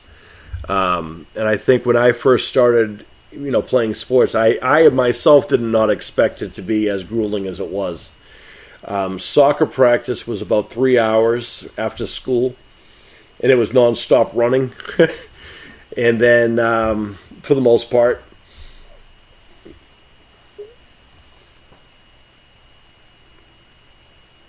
well, I mean, middle school's also good too. Middle school, they have a wrestling team. They have various soccer teams and stuff like that too, and whatnot.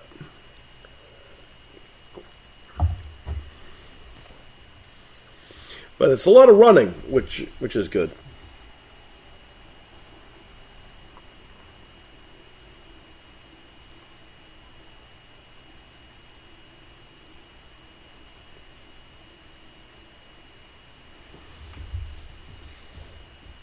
Hmm.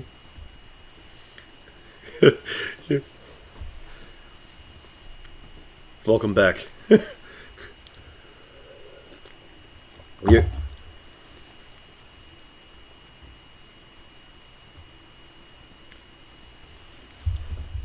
I got you. See, how do you like school? Are you a fan of school or no?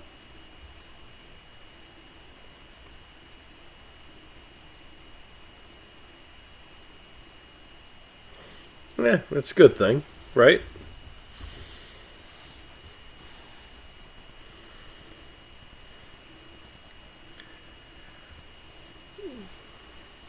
Street smarts are good too. A lot of people don't understand the differences between the two. Can you give us an example of what street smarts is for those people who aren't aware of what that is? Because that's a very valuable tool. A lot of people lack those things.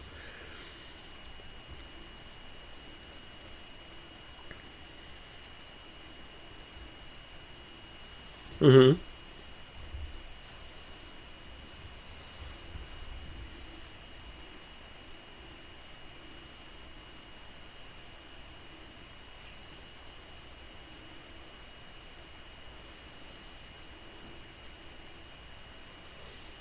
That's a great example. See, I knew you were smart. See, I knew that.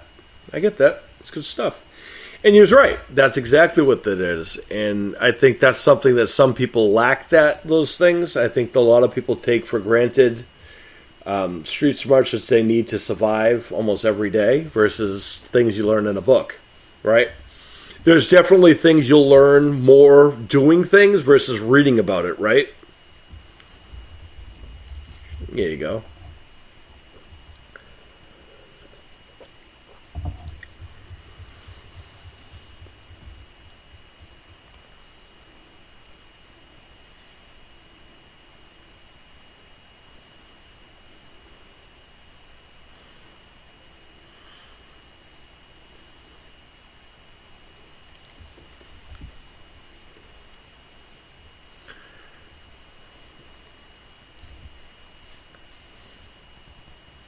There you go.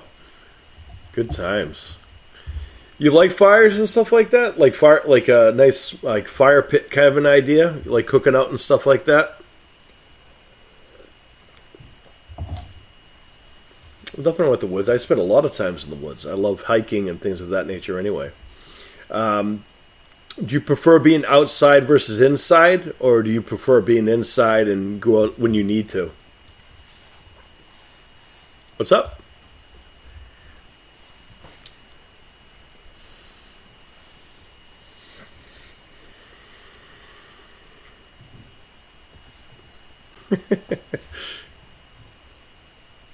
Here you are. Welcome back.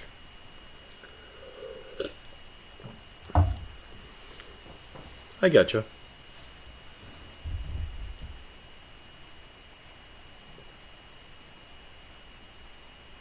Mm-hmm.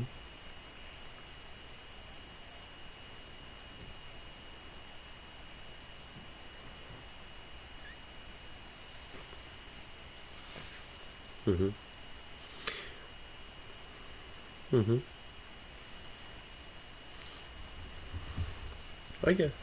I gotcha. Do you like animals and stuff like that, or no? Yeah, what are like your favorite animals do you run into? Because if you're in the woods, you got to deal with all kinds of animals then, right?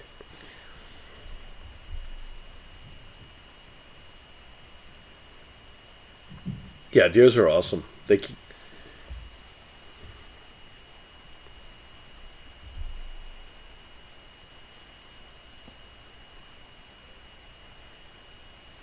Yeah.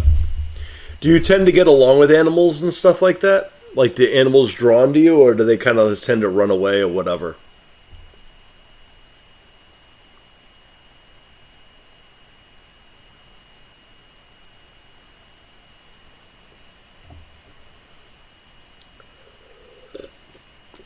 There you go.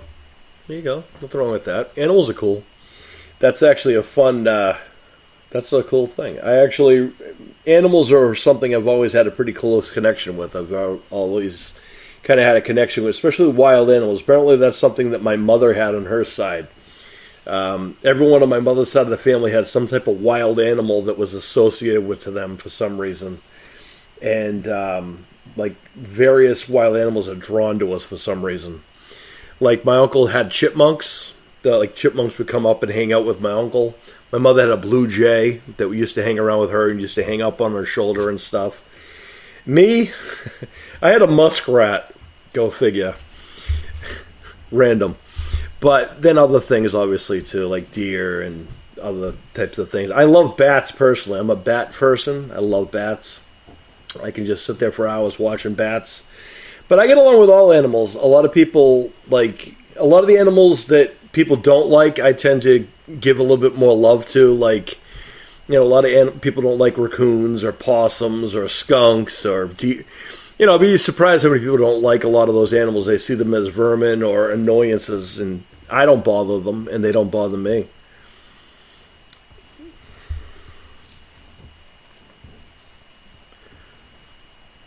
You said bear? Oh, yeah, you guys, bear.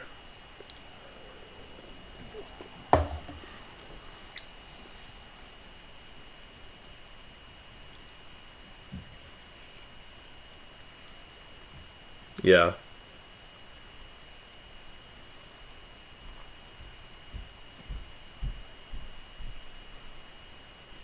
Mm-hmm. Yeah.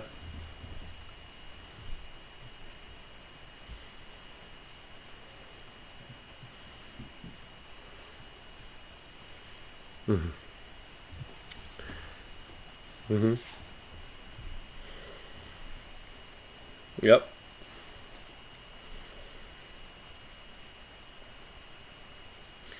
That's probably that's probably smart because that might it just go ahead. Now, are you a hunter? Do you like hunting?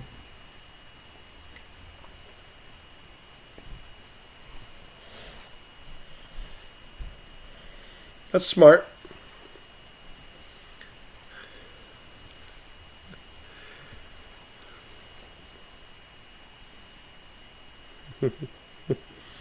Yep. Funny you said squirrels. I know how that works too. There's actually when I go, there's a huge park where I'm from in the center of Boston. There's a huge place called Boston Common, and there's a huge. They used to call it Public Gardens because it's all basically woods, and it's in the middle of the city, so it doesn't actually fit with the rest of the like this big, beautiful like park area. And then outside they get the big skyscrapers and everything else around it. It doesn't really fit. But the squirrels love me when I get there. So there's a lot of squirrels that come looking for me whenever I'm in the thing. It's quite interesting. And people usually tend to run the other way when they see the squirrels because they become very, very friendly with people in the city especially. But it's cool. Yeah, well, also people like to feed them sometimes. I don't, because that just promotes bad ideas. But in general, they come to me anyway, so it's cool. It is what it is. I'm used to it. Are there animals you're not overly fond of?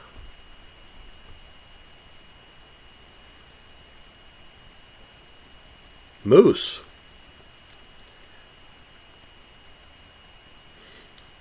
Yeah, I haven't seen a lot of moose.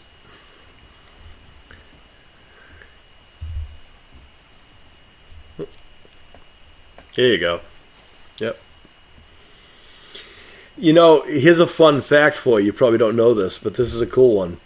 So where I'm from in Boston, there's actually a law that states that when you're driving, if there's something in the road, you are allowed to hit it if you can't avoid hitting it. If you can't avoid it and it's going to cause an issue, you're allowed to hit it. If it's a deer or anything smaller than that. However, there is one thing that you're not allowed to hit, and that's a moose, of all things. So, the law states that you can hit a deer.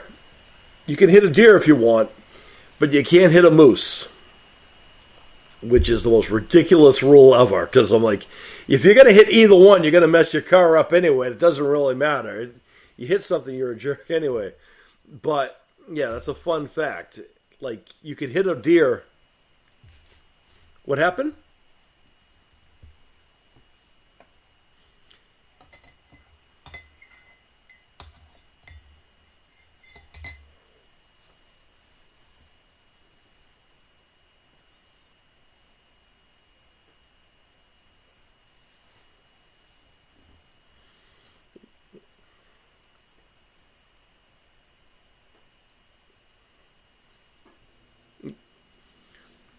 Yeah, that's generally how it works.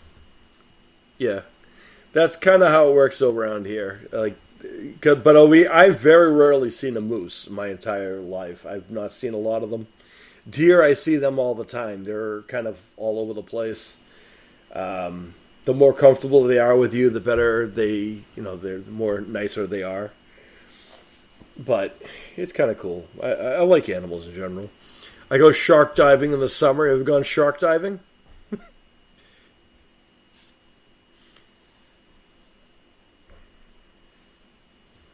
Okay. Right. There you go. California's fun. I've been to California once. Good times. Nothing wrong with that. Yeah, I went shark diving. If I go once in a while, you have to be scuba certified to do that. Like you have to have like the tanks and stuff. A lot of people have misconceptions of them too, right? A lot of people think they're man eaters and stuff like that. Well, I have all my fingers and all my toes. What's up? Yeah, they don't know what you are anyway. They're fish themselves. A lot of people, give them more credit than they probably need. They're definitely, some of them are more dangerous than others, but for the most part, as long as you're smart and you treat them with respect, you're not going to have much of an issue. I think the other problem is that people forget that when we go into the ocean, that's their house.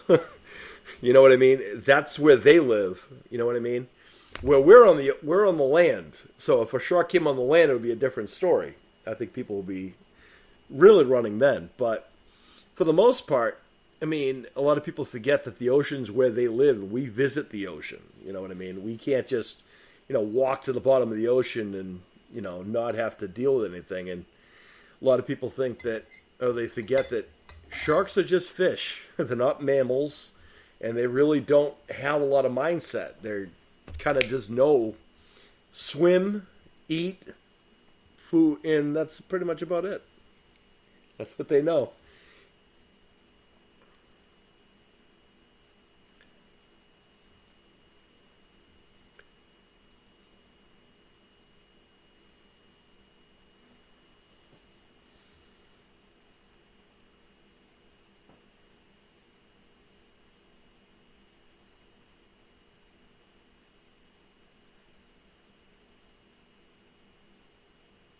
Yeah, it's interesting. And you know what else is they have now? They have actually now they're trying to use shark skin as a way to keep people safer because it's strong. Shark skin's like sandpaper. It's not very comfortable. Because when I went to go shark diving, I fed a few of them, and they feel like sandpaper. Interesting. But there's a lot of that stuff.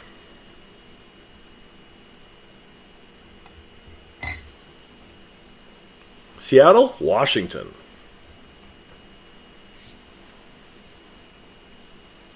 Good times. Mm-hmm. Yeah.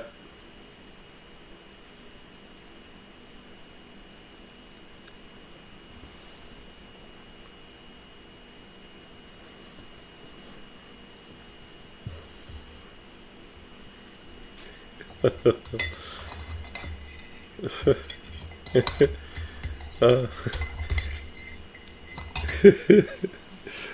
it's a shark.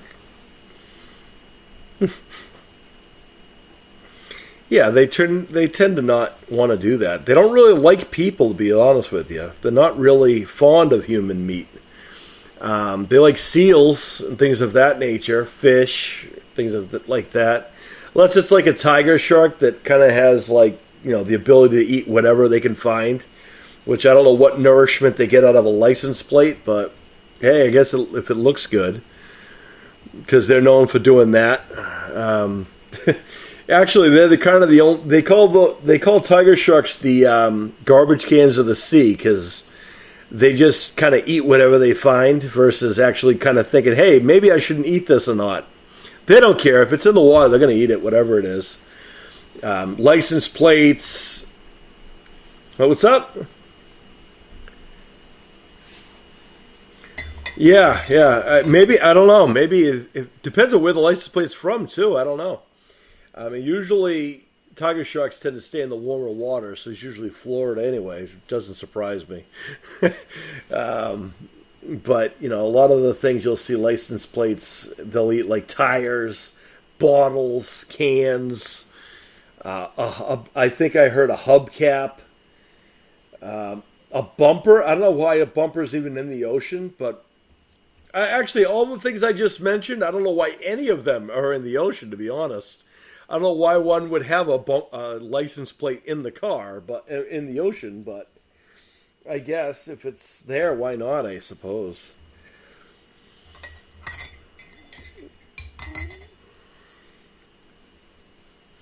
Yeah, well, that's if they can find fish. They eat those too.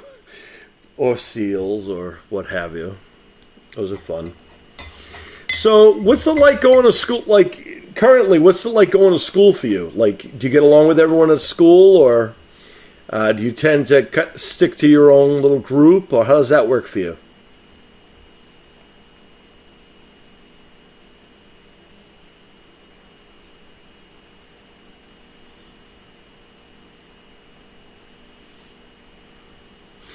Are you a social person? Like, do you like hanging out with people and talking to people, or are you more like I'll talk to people if I know who they are kind of a deal?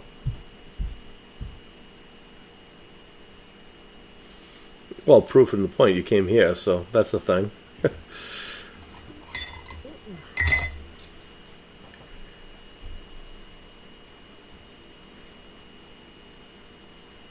Zodiac sign. Zodiacs. That's awesome. What do you know about the Zodiacs? What Zodiac sign are you? Oh, my daughter's also a Cancer. That's cool. I am an Aries. My wife is a Capricorn and my son's a Scorpio. And that's a puppy. That's adorable. Sorry, I got excited. I like dogs. Yeah.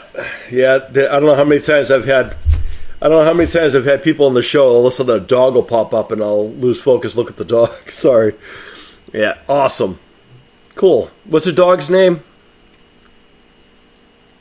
Tucker. What a great name.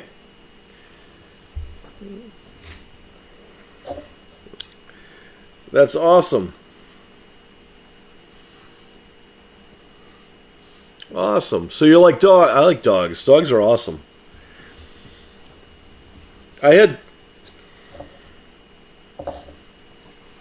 Yeah, they get along well.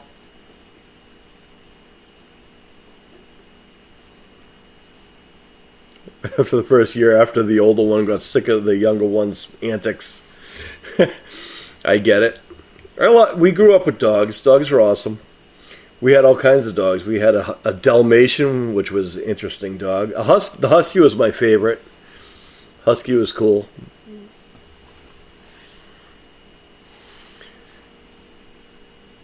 And very energetic, and very vocal. A husky is. Now, an Alaskan Malamute. My uncle had an Alaskan Malamute. Those are amazing too, and they kind of look like a giant version of a husky. Only they don't make any noise. Very interesting dog, though. That's a big dog too. The Alaskan Malamute. My uncle is slightly taller than I am, and the dog on his hind legs could put his paws on my uncle's shoulders. So it was a big dog, but it was a good dog though. He got along with everyone and kind of would be the dog to show everyone where everything is in the house versus stop anyone from breaking in. Someone broke in, he'd probably show the robbers where everything is and have the robber give them belly rubs. What's up?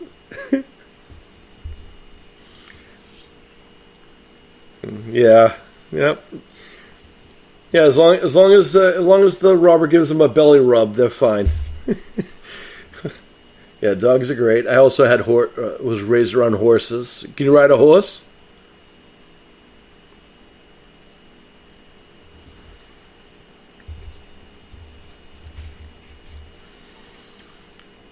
Yep. That's cool. That's good.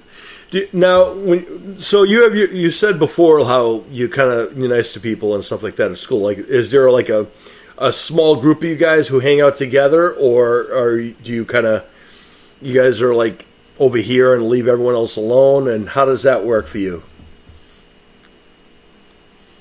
Like, who are the people you associate with, basically?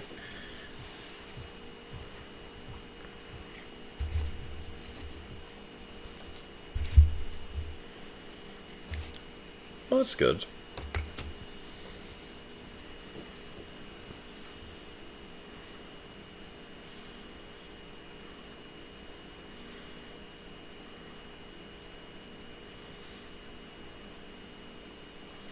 Mm-hmm.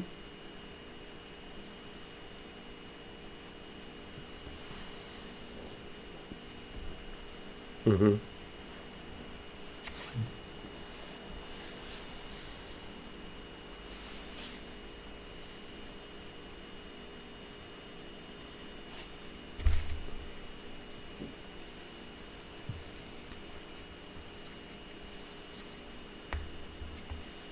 Mm-hmm. You get along with all your girlfriend's friends? That's good. That's good. How long now? The friends that you are friends with, are these people you always went to school with, or are these people you just kind of met over the years?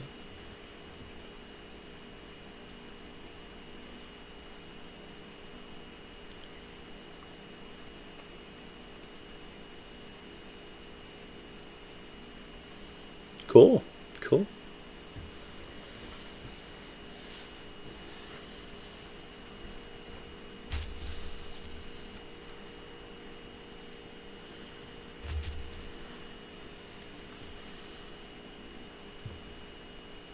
Apparently.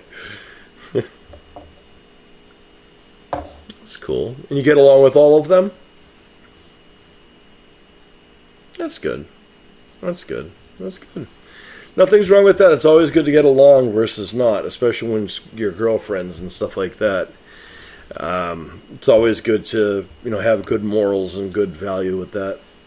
We're big components with friendships and stuff like that, and real friends versus the ones who kind of aren't so nice, because we all deal with that too. Correct? I'm sure. Yep. I'll be right back after. Your real friends. That's right. I'll be right back. Keep talking. I'm just going to check on one thing real quick. Check on this. Keep.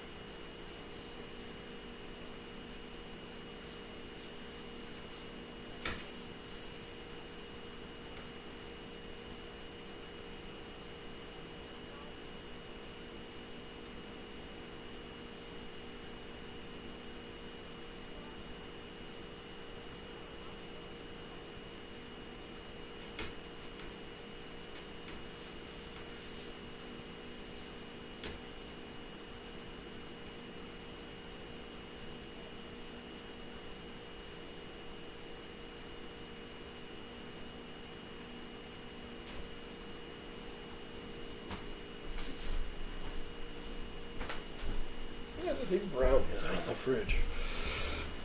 That's done.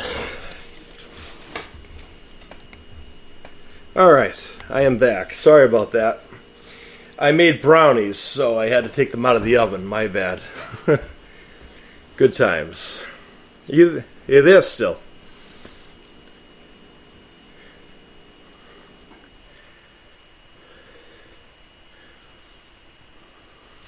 What's...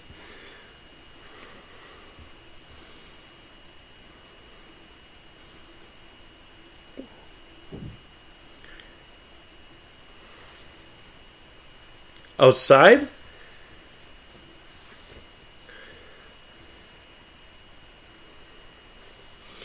Yeah, coyotes are interesting too. Have you encountered a lot of coyotes where you are? Probably, huh?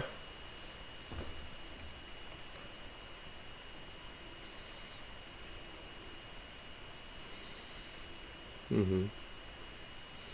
That's cool.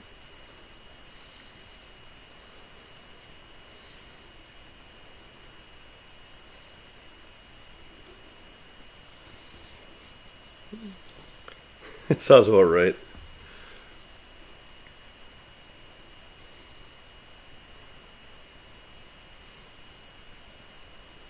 Mm, yeah, smart. I remember I worked for a movie theater at one point, and I had just moved to an area that was very wooded area. Actually, it's in the middle of a mountain area, and I used to have to cut through this big wooded area. And I just got this little itty bitty flashlight to get home because they shut the street lights off to get home. And I was walking home one day, and I flashed my flashlight. I saw these lights looked like eyes across the way from me. And when I put the little flashlight across the way to see what the eyes were, I thought they were like deer or something. There was 6 coyotes across the street from me. And I'm like, okay, that's fun. I said, how about this? You guys stay over there. I'll be over here. We'll be good. And I just continued on my merry way and let them do their thing. And I knocked on wood. I'm like, oh, this is going to be fun. And that was one of my early encounters. Actually, I used to call my walks home my walk through Animal Kingdom because I'd encounter almost everything in there. Deer, fisher cats, which are the most obnoxious things ever. Not so much that they're mean, they just make the worst noises ever. Have you ever encountered a fisher cat? They're annoying. But, yeah, and then coyotes.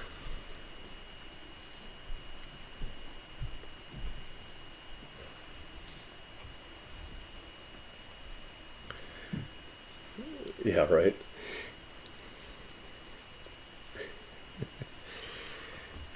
Some animals I laugh at if it ever was to hiss at me or whatever depends on what the animal is. Some animals I just laugh at.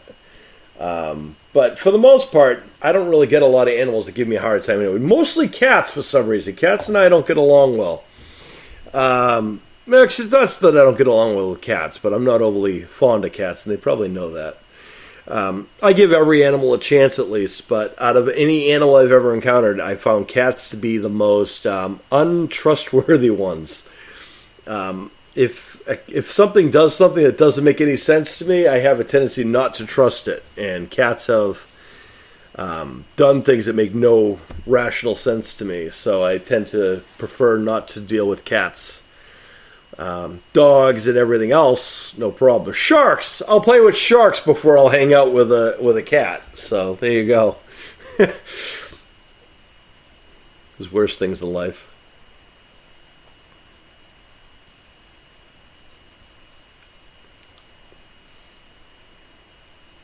Yeah, cats are very agile. Yeah. The muscles in their legs, though. It's the muscles in the legs. That's what that is. Mm-hmm.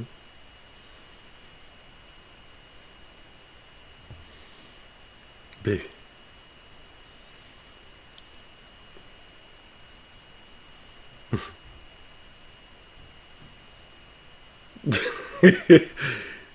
He doesn't like to be held. He's camera shy. He's adorable.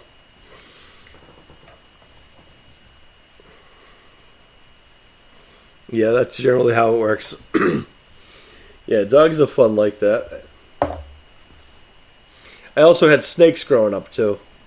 The dog? Yeah, I used to have snakes growing up.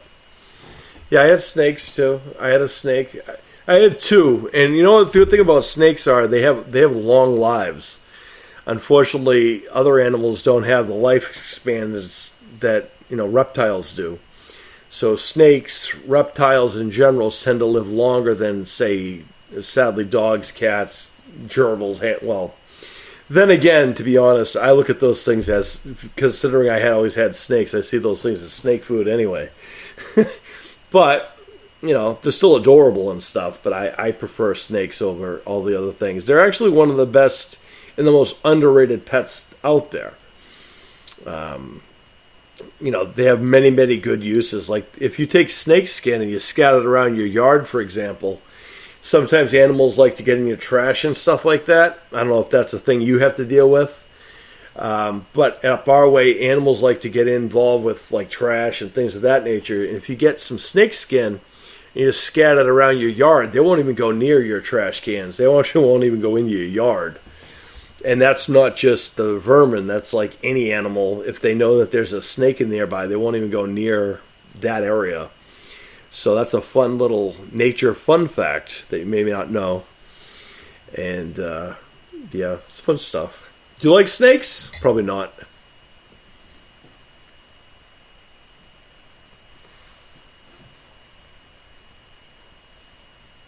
In a cage.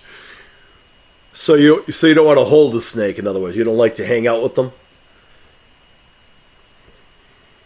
Oh, yeah, that's how they're raised. I see. Mm-hmm. Mm-hmm. Yeah, and I've been fortunate. Yeah, they can be nasty, right behind the head, if that ever happens for those people. I've had two great snakes in my lifetime. I had one when I was 5. After I won my first karate tournaments, I got a snake. I named her Damien. I didn't know that there was a such thing as a boy and a girl snake either. I was only 5. So I named my snake Damien, and she was a great snake. But the thing about Damien, she wasn't as personable as another snake who was my favorite. But Damien, the thing that made her interesting, one, she was my bigger of the two snakes. She was our Colombian red-tailed boa, and she was a female. Females generally get bigger than the males. But Damien was cool in the sense that she would be chill. She would just hang out with you. But the only thing that made her different was she had this thing about sticking her head in your armpit and just falling asleep and just hanging out there. She was content with just doing that. But the other cool thing about her is she could pretty much eat pretty much anything you threw in there with her. It was the other thing because she was a big snake. When she died, by the way, I got her, like I said, when I was 5. And she died right after I got signed to my first wrestling contract. A little bit after that. So 21. No, I just got, not 21. I was older than that. I was 21 when I won my first title. And that's when my snake finally died. And I was sad. Damien. And when she died, she was 8 feet long and 90 pounds when she died. Good times. Yeah, she was 8 feet long and 90 pounds when she finally died. And I was 21 when she died. I got her when I was 5. And she was this big. She was like a worm size when I first got her. And then a friend of mine was getting rid of his... Now, this is where it's funny. A friend of mine was getting rid of his snake around the time Damien died, and he knew I felt bad. So he's like, hey, I got to move, and I can't bring my snake with me. I got this snake, and he's a year older than me, actually, the snake. And technically, yeah, the snake was a year older than I was. So when I was 21, the snake actually was 22 years old, the snake, because the snake was older than me. But he was a ball python. His name was Cole, from The Sixth Sense. You know The Sixth Sense? You ever see that movie?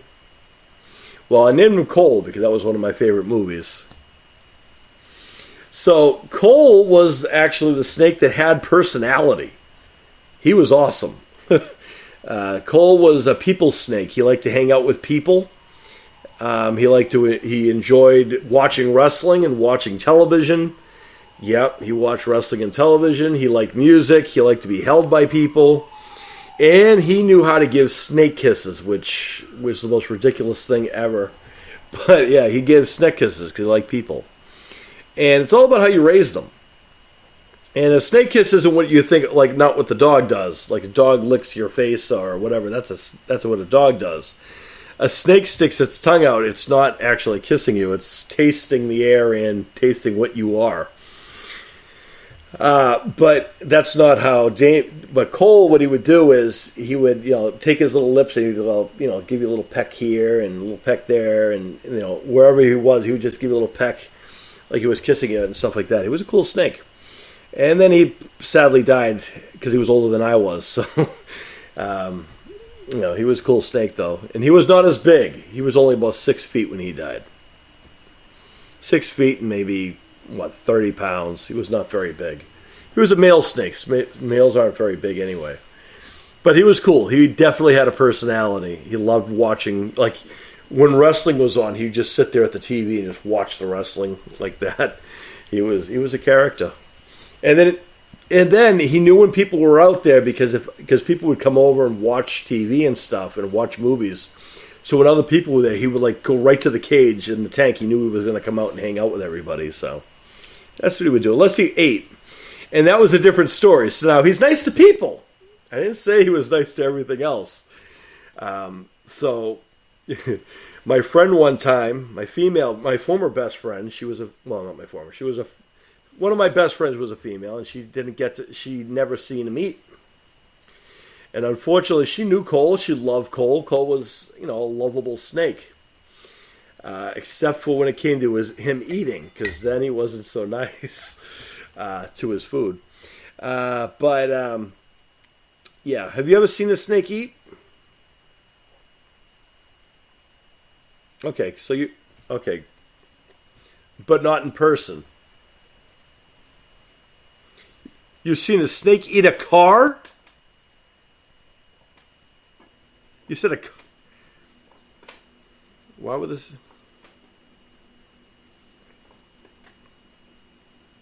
Interesting. I don't know what good that would do, but anyway, random. Can't get nothing out of a boat or a car. Anyway, that was the fun stuff. So, now, do you get along with? Now, I was talking to you before I went and took the brownies out of the oven. You were telling us about how you get along with everyone at school and stuff like that. You ever encounter people not so nice at school, like bullies and stuff like that, or no?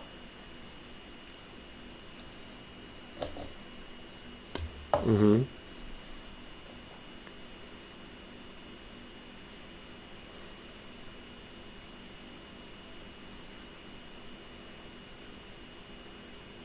Hmm.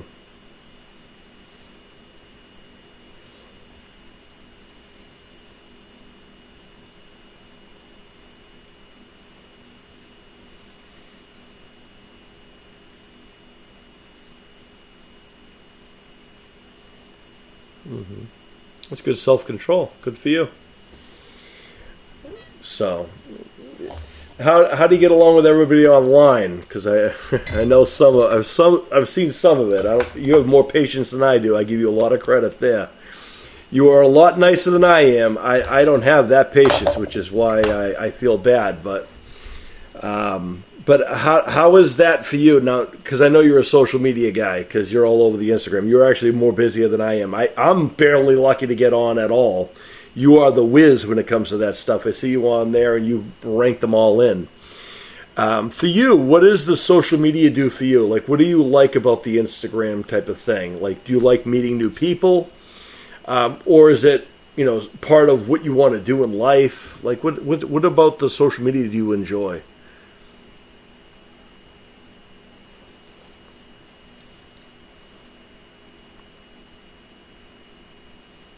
Mm-hmm.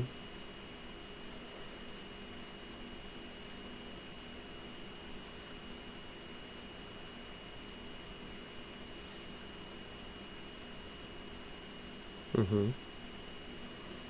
Mm-hmm. And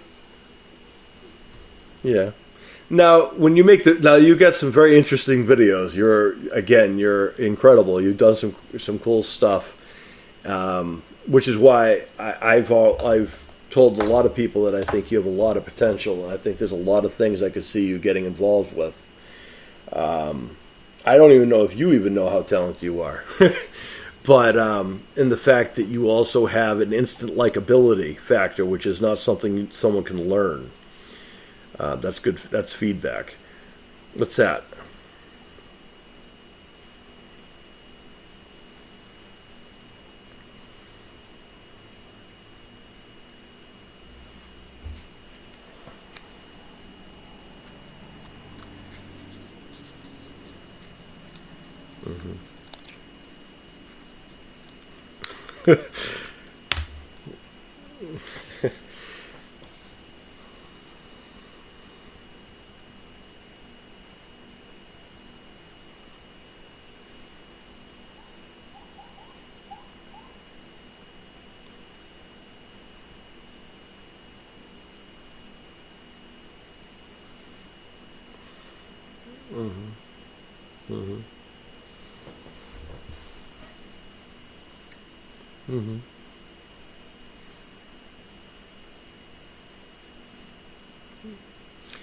Do you like Instagram better than TikTok, or do you like TikTok better than Instagram?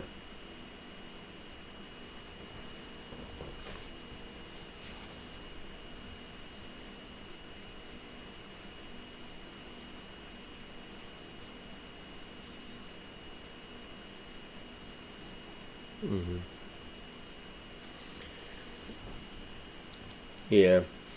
I tried TikTok last year. I was not good at it. I didn't understand how it worked. So you're already smarter than me. I couldn't work out TikTok. I couldn't understand anything about it. So you're better than I am with that.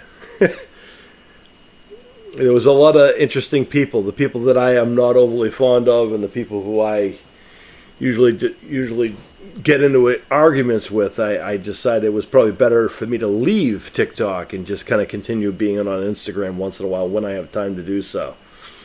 Have you ever tried YouTube, though? I'm surprised you haven't done YouTube. Or have you done YouTube?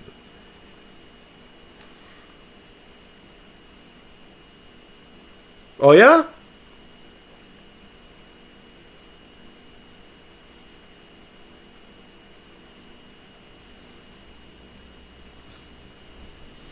Well, we can maybe we can fix that too, since I am one of the original YouTubers. So there you go.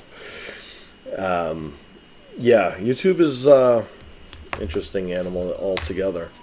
That's good stuff. You like to perform though. I can see that in you, right? You like to do stuff. You like to have something to do, right? Versus just sitting there and talking, right?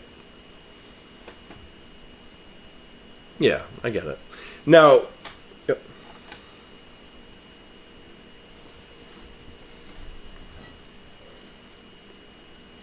Yeah, sure. You like to be active, right? I get that. Like right now, in other words, like this, you don't mind once in a while, right? I get you. But you like to be active, though, considering you said earlier you're an outdoor kind of a person. To be an outdoor person, you kind of want to be outside, and you're an active person. Someone who tends to want to hang out in the house all day is someone who tends to not be as active. I don't know how they do that. I'm not one of those people. You know those challenges where someone shows everything they do in like one day, like that, a day in the life of or whatever. I'm sure you've seen those, right? Like the daily routine videos. Yeah, I can't do those because mine would be really long and people would get really bored. And people would probably be concerned because they'll realize that I've already done like 700 things and it's only like 9 o'clock in the morning and I still have like 12 more hours to do something else, and then I'll remember to eat. Tend to be how it works. I get busy, and I stay busy, so I get it.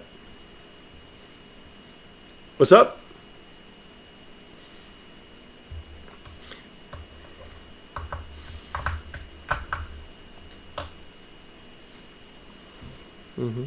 Well, now you said, what are your chores though? Like you have chores, right? Because you're in the country, you must have chores, right?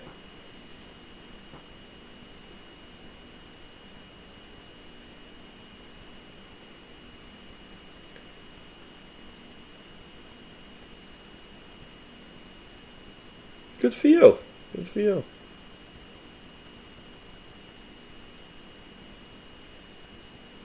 That's good. I bet. Do you know how to cook? Are you able to cook for yourself? There you go. See?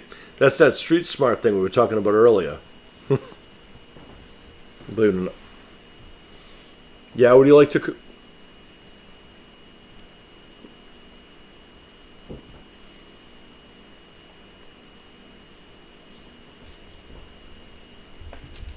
Hmm? Mine as well. That's also mine.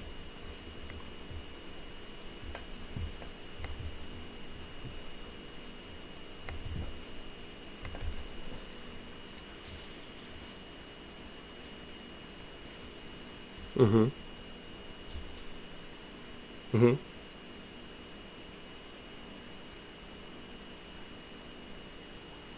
Mm-hmm.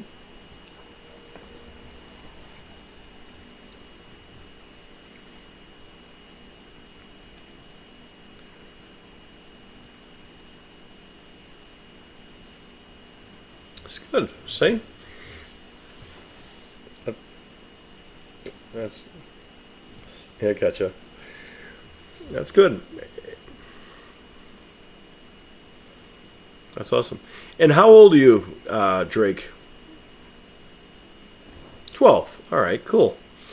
Now, what I often find interesting is how many 12-year-olds I talk to who can do like 12 arm bars and 1,600 other things, but they don't know how to fry an egg, or make their bed, or do their laundry. But yet they can do 700 backflips and they can name 5 different ways to do something, but yet they can't fry an egg or do something that will, they need to, like the necessary things you need in life.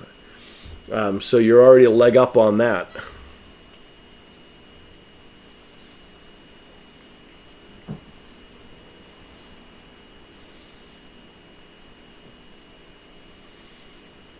There you go.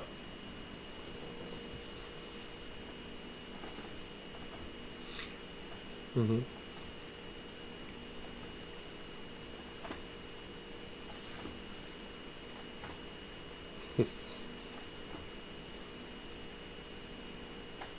Mm-hmm. Yeah.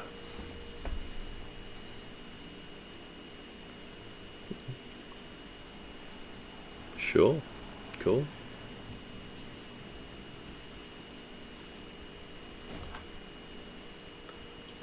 That's a good thing. That's an awesome thing right there. Are you self-taught in a lot of the things too?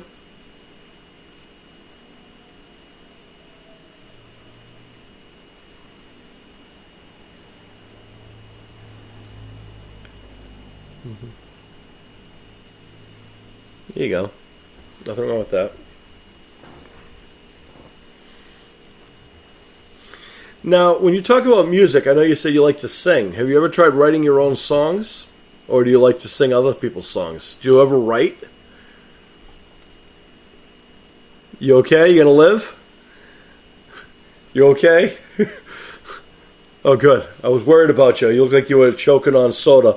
You were drowning? You're okay? You gonna live? We gotta send the submarine cases to come get you? All right, good. No Heimlichs through the Zoom. I don't think it works that way. All right, good. You're alive. Okay, just making sure. He's going to live, folks. He's not dead. He's okay. Good. Anyway, go back to what you were saying. I'm sorry.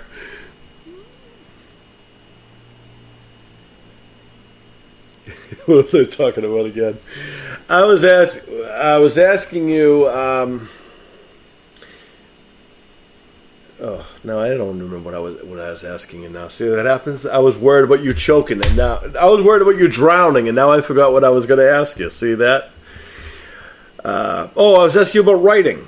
I asked you if you ever wrote a song, and you said you did.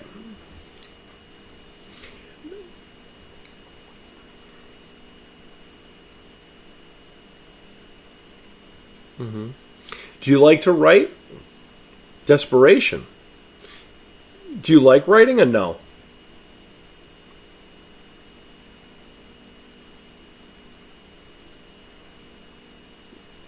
Yeah.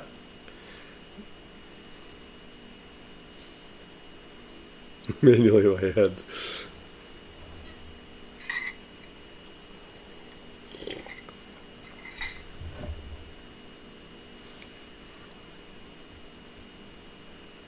That's cool. That sounds like the Disney Challenge that was a thing for a while back there. Did you do the Disney Challenge back when it was a thing?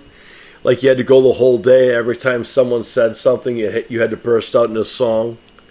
That was a challenge way back. I don't remember how long ago, like early days of TikTok or whatever.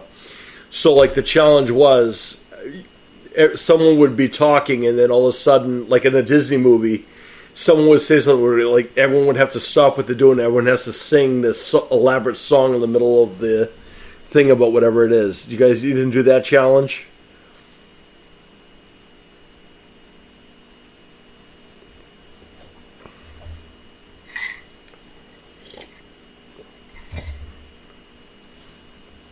Yeah.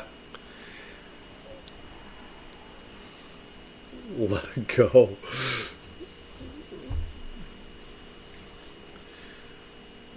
That's brutal. That's brutal, that song too. That's a tough one. Actually, a fun breathing exercise, whenever I'm walking around, I'll sing. Because it helps with your breathing and your endurance and stuff like that. So if I'm walking, I go for a walk every day, at least a few.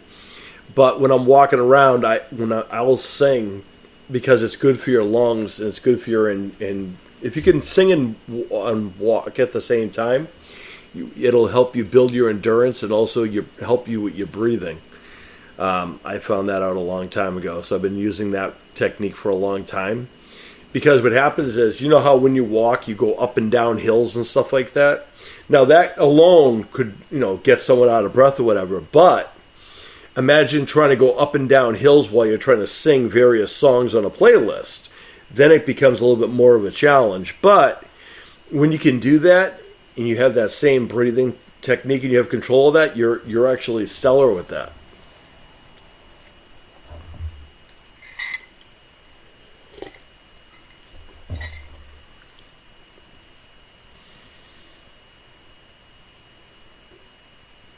Oh, me? I have 2 cups. Water and tea. You can't see my cups though. Oh yeah, you can see a little bit. This is my teacup. I always have 2 things. Water in 1 cup, tea in the other. That's just me. But that's as hardcore as it gets.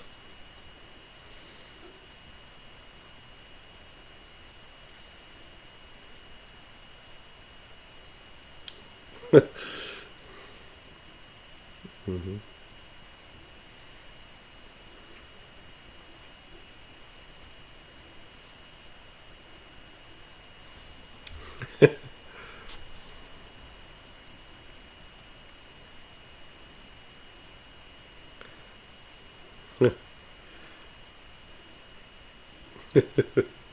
Nice.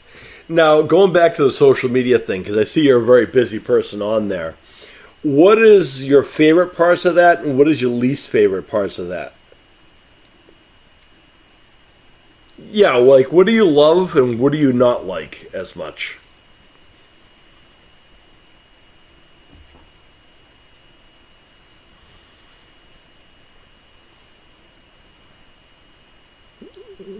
Yeah, there's a lot of those, unfortunately, as I've seen. And again, you're much calmer than I would be. I'm not as nice as you are when it comes to that stuff. So good for you, having good self-control. Out of curiosity, what happened? What is your like? When do you know when to ask for it? Like, do you know when to ask for help if things get out of like someone gets really crazy or whatever else? What do you do for that? Like, have you ever had encountered someone who was really, really bad that you just like, this guy's too much or this person is too much?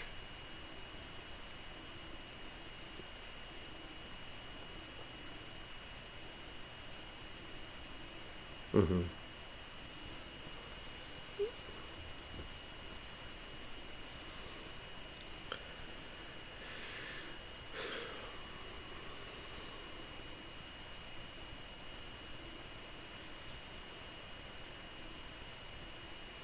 Yeah.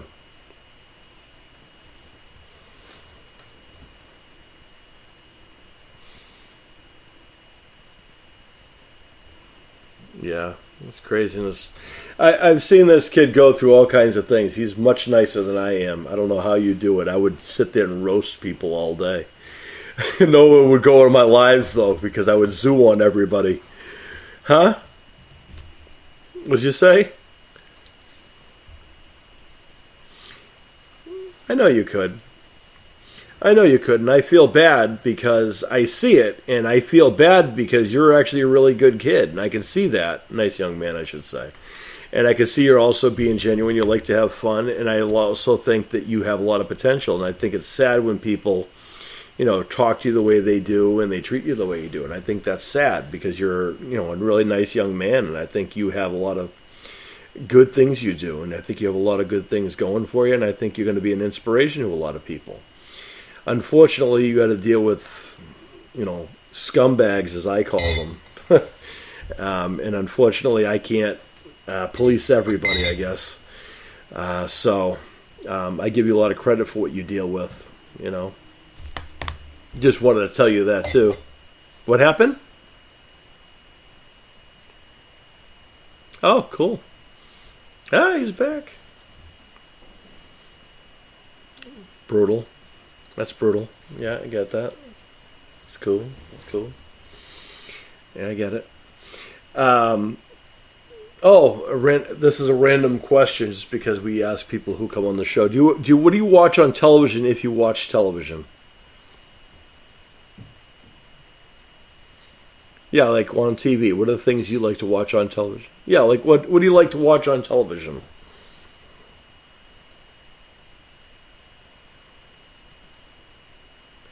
You like Looney Tunes? All right.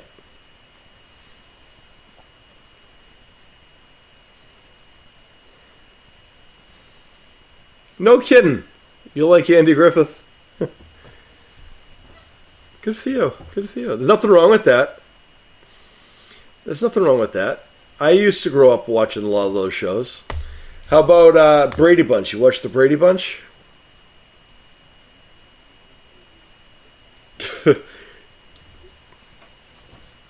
Yeah. So now you watch a lot of the older shows. You not like the newer shows?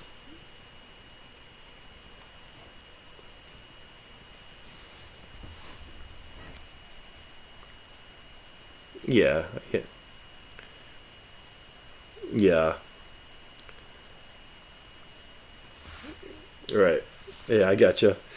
They were too risque. People. I get.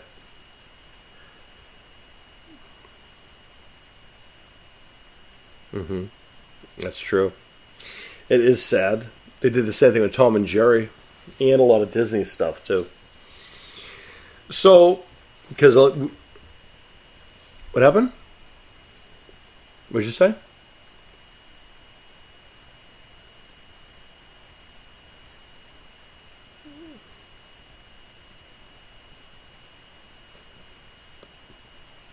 Mm-hmm.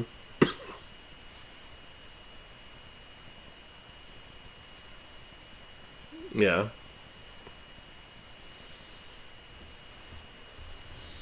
Well, that was like Space Jam. Remember that? Space Jam, they did that with Michael Jordan. You got to hang around Bugs Bunny and Elmer Fudd. Random. Yeah, it's technology. It's amazing how they can do those things. I went to film school, but I prefer making independent films and writing those things and things like that. That's something that I do. And I also help cast a lot of things and things of that nature. I also work with some people. I don't know if you ever heard Adam Sandler. You ever hear Adam Sandler? He's just a guy. He lives up not far away from me. You've heard Adam Sandler? Yeah, he's a good guy. I did a few when I was going to film school. I did a few I did a few things for him as like an intern type of thing, and then I just started helping them out whenever they came to the area.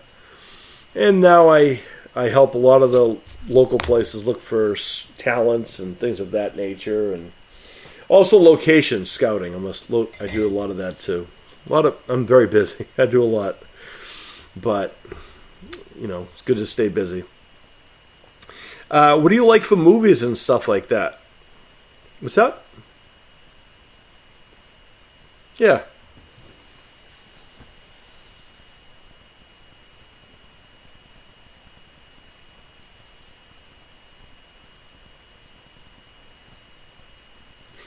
You like cartoon movies where you love blood and gore. So you like horror movies then?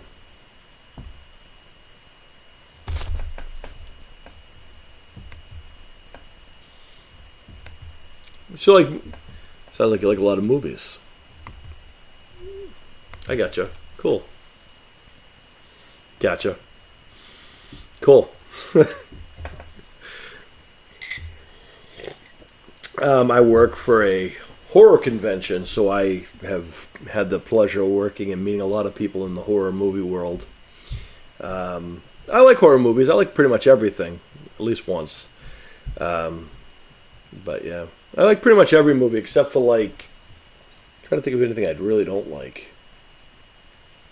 I'm not overly fond of remakes. I prefer newer stuff. I don't like lately seeing the same 7 movies over and over again. I'm kind of superheroed out. What's up?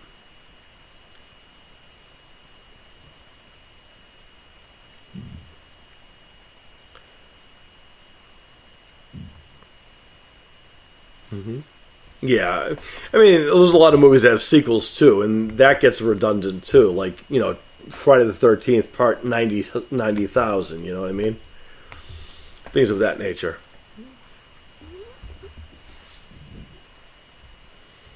Yeah, knock on wood until they do it again. How did you like the ending? Did you watch it? Did you like it?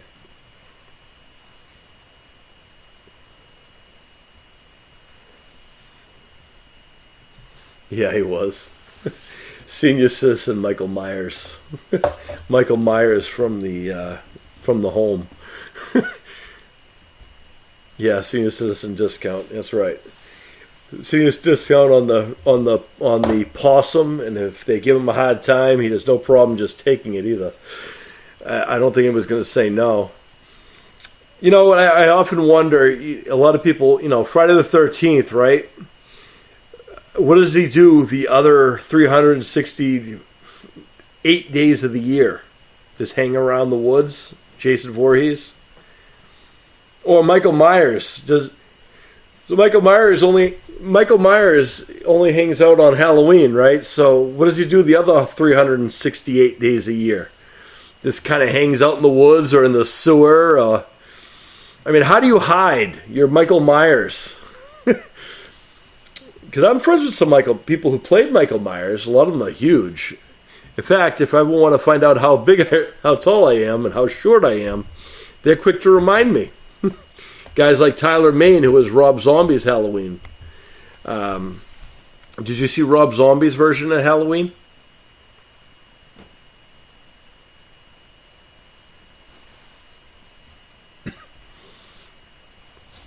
Yeah.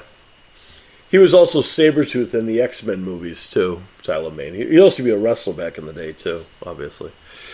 But yeah. I like horror movies. What's your favorite horror movie?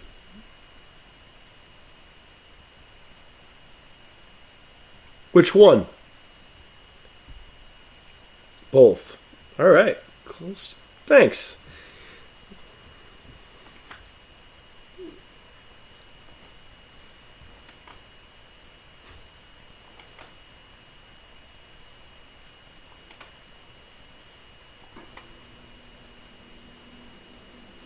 I do. I do know Five Nights at Freddy's.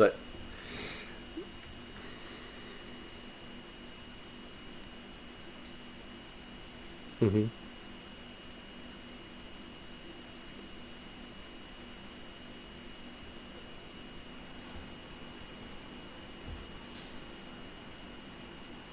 Oh.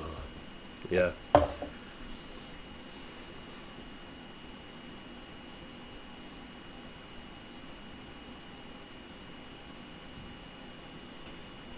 Uh,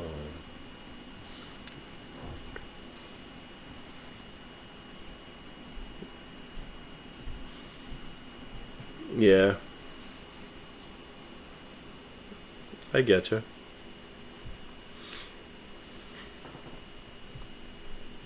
Yeah.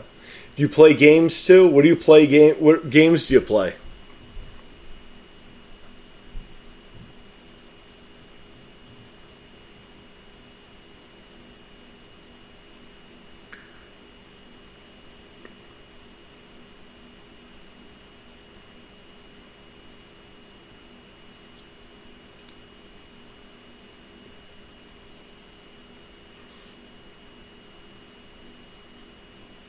Hmm?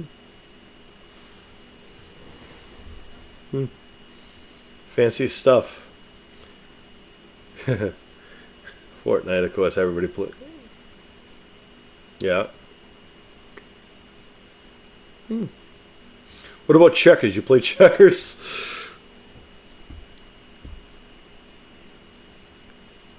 Smart. Cool, cool.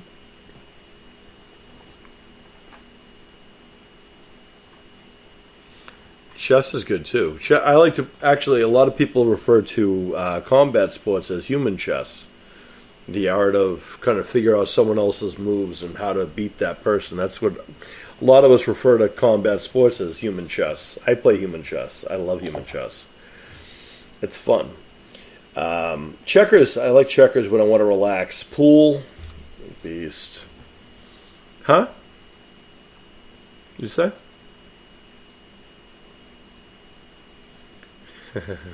Well, I don't know. Let's see. How many famous people have I hung around with? Let's see.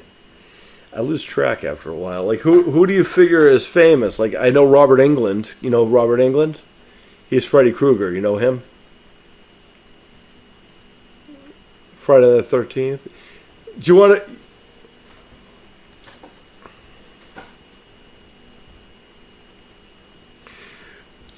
So you want me to tell you who the actors' names are? Or you want me to tell them who they played? Because some people don't know who people are when I tell them their names. Okay, so I know Freddy Krueger, both of them. I know pretty much every single Jason there is. I know a bunch of the Michael Myers. I just hung out with the Punisher from the movie The Punisher 2004. I know Elijah Wood very well, who was Frodo from Lord of the Rings. Everyone from The Walking Dead. Tim Curry. Meatloaf. Danielle Harris. Oh, sorry. Jamie. She was in. She was Jamie. She was the sheriff's daughter in Rob Zombie's Halloween. Pretty much everyone from Rob Zombie's Halloween. Steven Tyler of Aerosmith. That's a band. I said Meatloaf. Elvira. Pee Wee Herman before he died. Countless wrestlers. Pretty much every wrestler that there is, probably.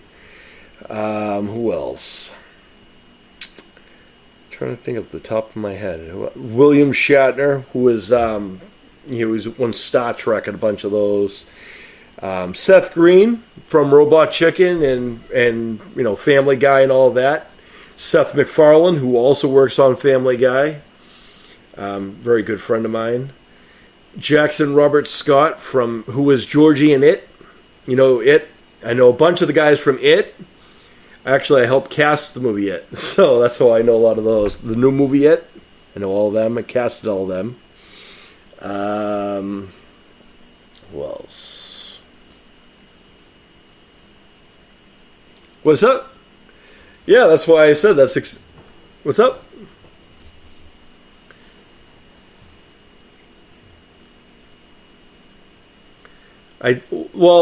Yeah, I caught it. Yeah, because I appreciate it. I'm glad you liked the casting. Thanks. I'm trying to think of who else. Let's see. Stan Lee. I don't know if you ever heard of him. He did a lot of. He was pretty much the person in charge of Marvel. Ryan Reynolds, Adam West, and Burt Ward, the original Batman and Robin. Sam Wise or Rudy from, pretty much everybody from the Goonies. Just this year, let's see, Clint Howard, who was in The Grinch, the Grinch movie that just happened. I know him from that, and also from he was in the Ice Cream Man, things like that. Macaulay Culkin from Home Alone. His dad, John Hurd. The Shining Twins, the original ones, both of them. Ernie, all the Ghostbusters, some of the new Ghostbusters, and the original Andy from Child's Play. Huh? Probably more than that. Have you ever looked at my page? The pictures I have, those are real pictures. Those are real people.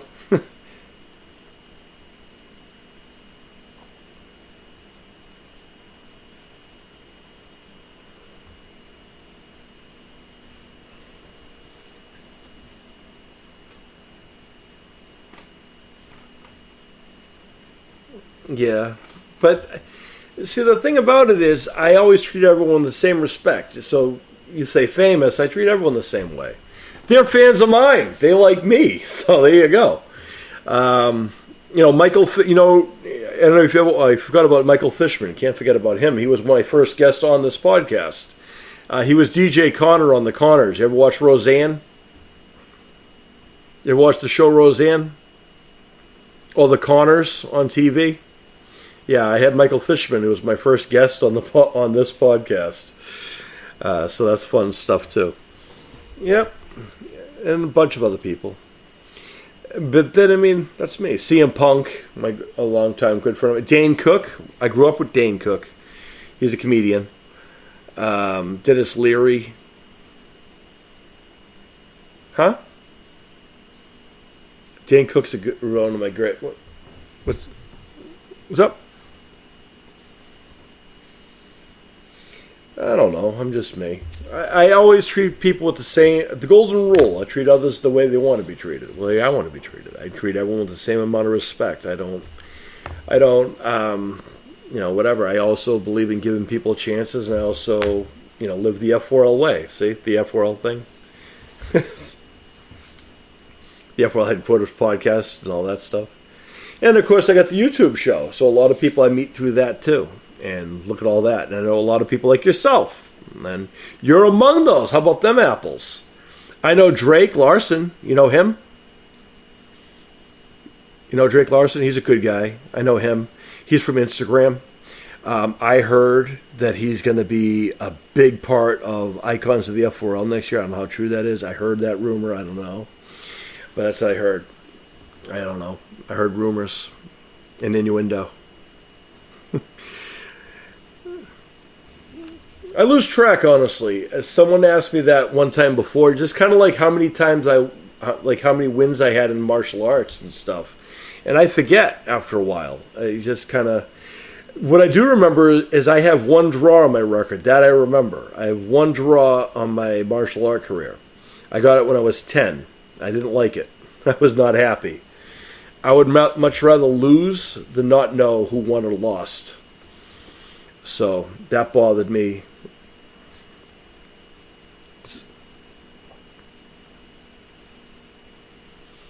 Yeah, I didn't like that. That was the one draw I ever had on my record. All the rest of them resulted in wins, but I lost track of those too. But it happens. And of course, I work for that show there, so I get to work with and hang out with a lot of people. I'm a guest liaison. That means that I pretty much work with the well-known people and make sure they're safe, people are being nice to them, and making sure things run smooth and things like that. So that's kind of how I get to know a lot of these people, and I'm just kind of I'm genuine. That's how it is, right? You look like you're ready to fall asleep. You okay? You gonna live? It's late there, is it not? What time is it there? Even though I just looked at my invisible watch.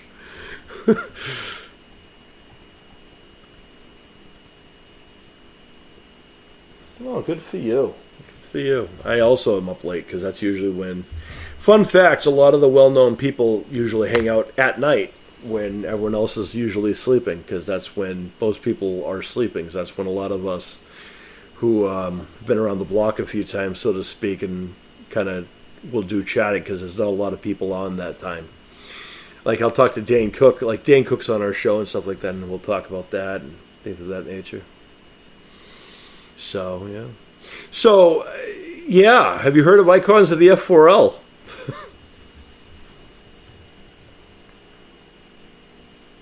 You awake? You okay? Yeah?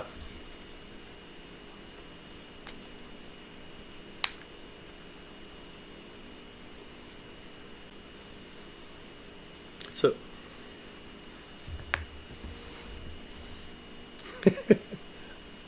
I bet.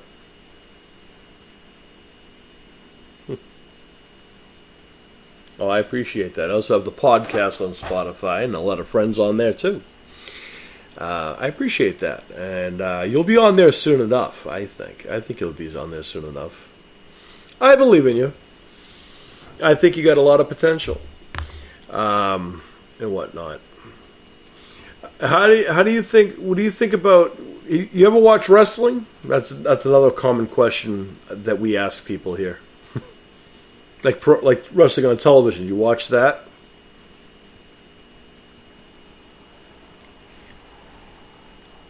Okay, so yeah, do you like pro wrestling or no? It's okay if you don't. I don't judge people.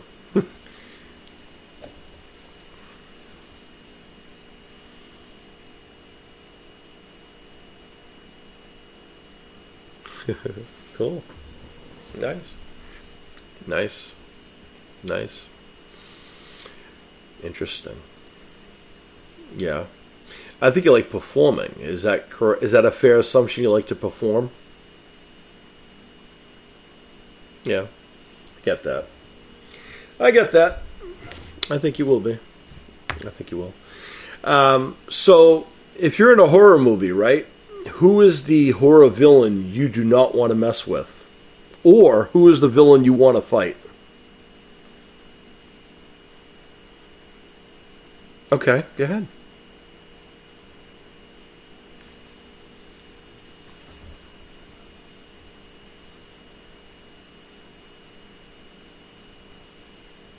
Mm-hmm.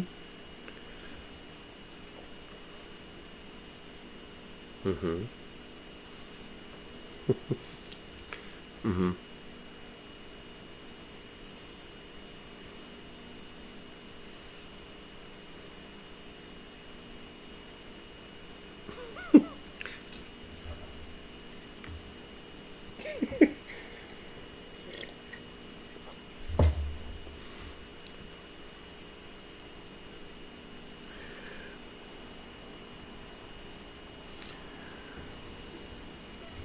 I think the issue is they keep locking them into Arkham Asylum, which I think is a mental hospital prison type thing, versus an actual prison.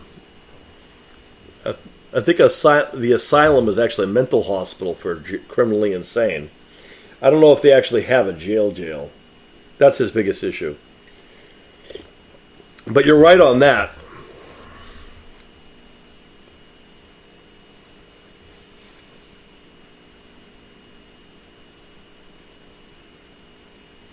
You forgot his name.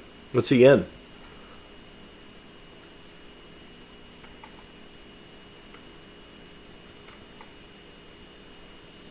There's a bunch of those. Michael Myers, Jason Voorhees. They're all slow. But yet they catch everybody. Huh?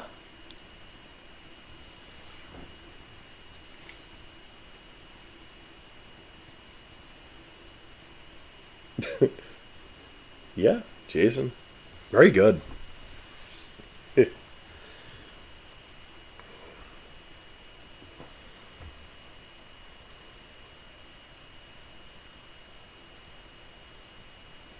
Mm-hmm.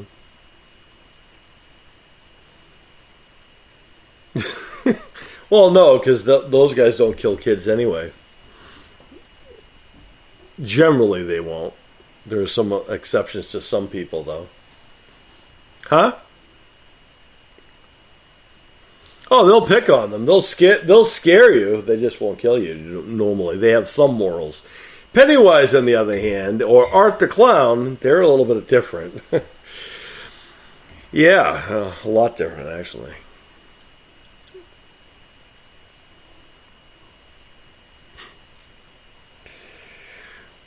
That's a group of kids. You got to do it by yourself?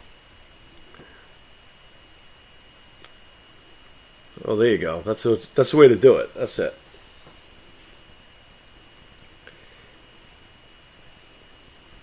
Or be able to outrun your friend, right? Bring the friend that's the slowest one, and then you make sure you can outrun them. That's what you do. That's so good. You know, one of the things I wrote in high school, because I used to like to write, I still like to write. I wrote a thing about how you would make Jason and Freddy good guys. I know, right? I said, well, you know, if they actually saved Jason from drowning, I don't know necessarily if he would have been as nasty as he is. Why would his mother flip out? Why would that start anything if they did their jobs, right? And then the other part is Robert and Freddy Krueger. Doesn't have the nicest childhood. He was bullied a lot by everybody and everything. And sometimes when that happens, that can turn people, well, into Freddy Krueger. So there was that. But I said, well, what if someone was to be nice and someone was to go up to, you know, Freddy when he was younger and actually was nice to Freddy versus being jerks? So I wrote this whole paper, got an A- on it. They said, how dare you make these people look like good guys? Sorry, I made it make sense. Huh? I got an A- on it. Yeah. Well, writing is one of the misconceptions about wrestlers or people who do like entertainment or whatever is that we're not smart. And I graduated high school with honors, even though I still wanted to go into pro wrestling because that was my first goal. I wanted to be a pro wrestler since going live. And then in high school, 6 months before I graduated high school, I started wrestling school. And then I did both, regular high school and wrestling school. So I'd do high school thing, and I was still in those high school teams at that time too. Soccer in the fall, wrestling in the winter, and then swimming in the fall, in the spring. So 3 different, one sport per season. And then I had wrestling school that started around November. So I went to pro wrestling school after that. So I'd go from school, get done with that, then I would go on a train to go to wrestling school, and I was taught by Killer Kowalski. You probably never heard of him. But the school that I was trained at was also the same school guys like Triple H, China. They were all trained at my school. They were obviously before me. But guys I trained with were guys like AJ Styles, John Cena, people of that nature who came from my school. Well, your eyes went big for some reason. What's the matter? You okay? You falling asleep? You're tired? I said John Cena. Your eyes... You know who John Cena is? He's just some guy.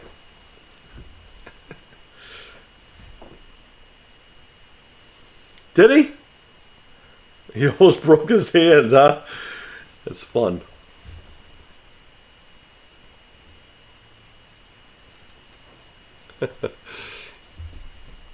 Interesting.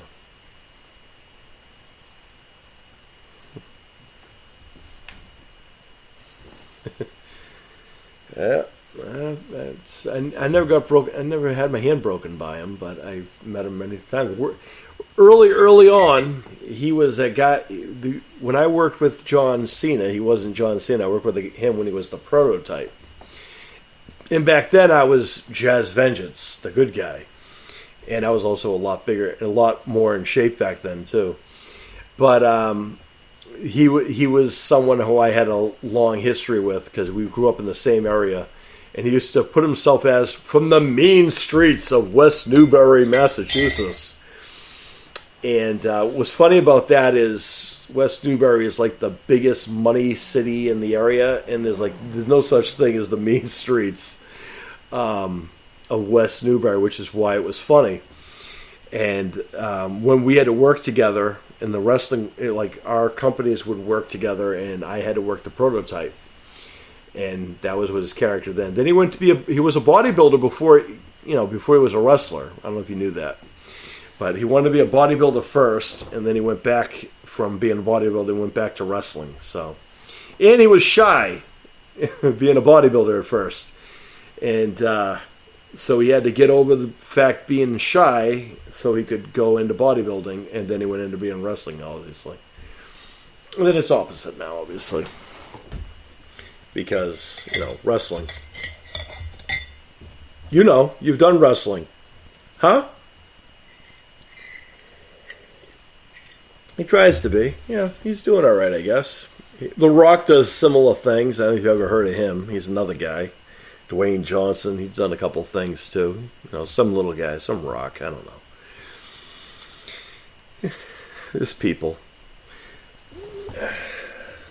What's funny is my wife, who's a veteran, she just got to go to the show for free that was up in our neck of the woods, and I was actually out back hanging out with CM Punk and all those guys. And I didn't actually get to watch the show, though, so I don't know how the show was, but I was hanging out back and hanging around with everybody and talking to people in the usual ways it is. Who's the most famous person you met, out of curiosity? Since you asked me all the people I've met.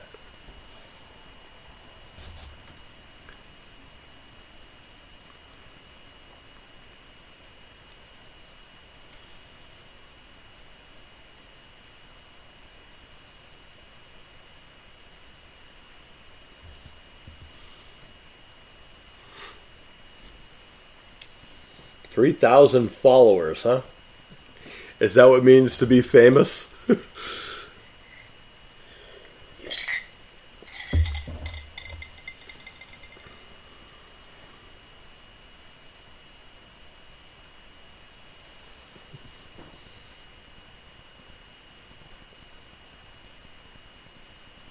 Ronda Rousey. She's a UFC fighter. I know her too.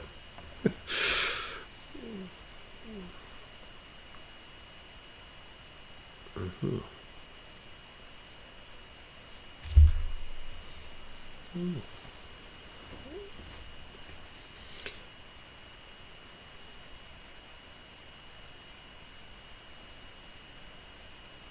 Was she nice to you? Good. Mm-hmm. Mm.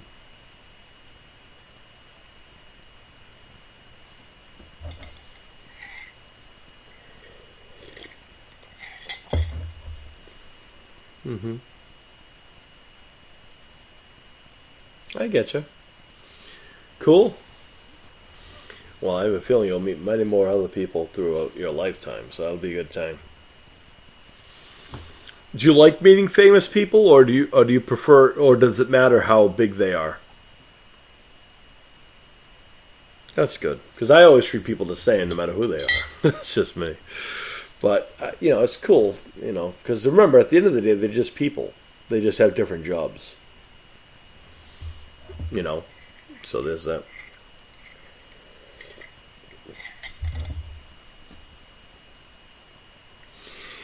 As far as the follower thing goes, that I delete half a dozen people almost every single day who follow me, because if I think they're creeps or something like that, I'm deleting them. I don't want them following me. Because I am very particular about who I associate with and who I communicate with. People like yourself, I respect what you do, and I think what you're doing is great stuff, which is why I'll encourage you to do what you're doing. But I don't like creeps. I don't like weirdos. I don't like people who don't have anything on their accounts. If people give me a weird vibe, I'm done. I just get rid of them. So my day usually starts with me removing about 60 people a day from who follow me. So I guess theoretically I probably would have more if I looked more about how many people follow me versus the quality of people who follow me. I guess that's just me. Because I would prefer having... What's up? What's it?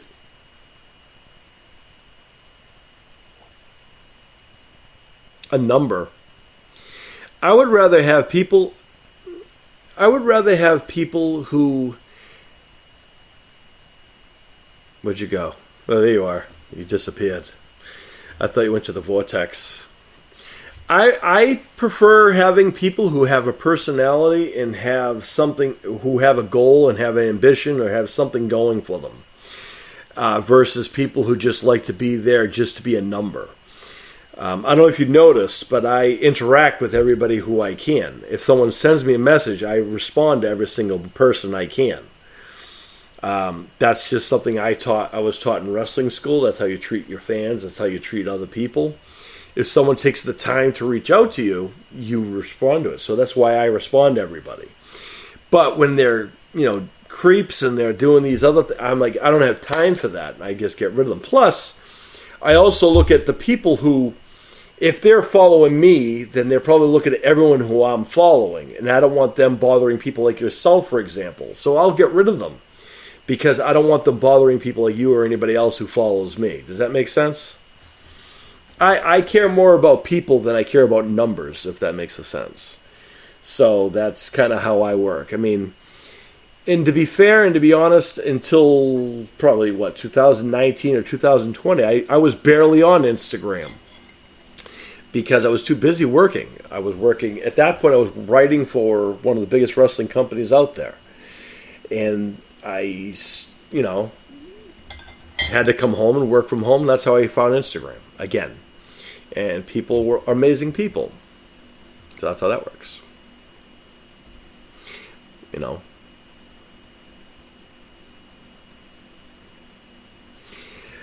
You were recommended, I think, because many people who I follow are people who are, people who do various things. And I think a lot of the things, someone says, hey, follow me. If that's something I think that their goal is, if there's something that they want to do in their life, and if I can see something special and they have a goal, I'll follow them. Like you, I think one of your things is, hey, follow me. I said, okay, I'll follow you. So I did. And you're entertaining. You a lot of the times, sometimes when I get busy and whatever else, you have some very comical things you'll do. I think they're very amusing. I also think that you have a lot of potential in the long run to do other things too. I think you have a voice also. As far as you are good at communicating, as you disappeared, he's walking around.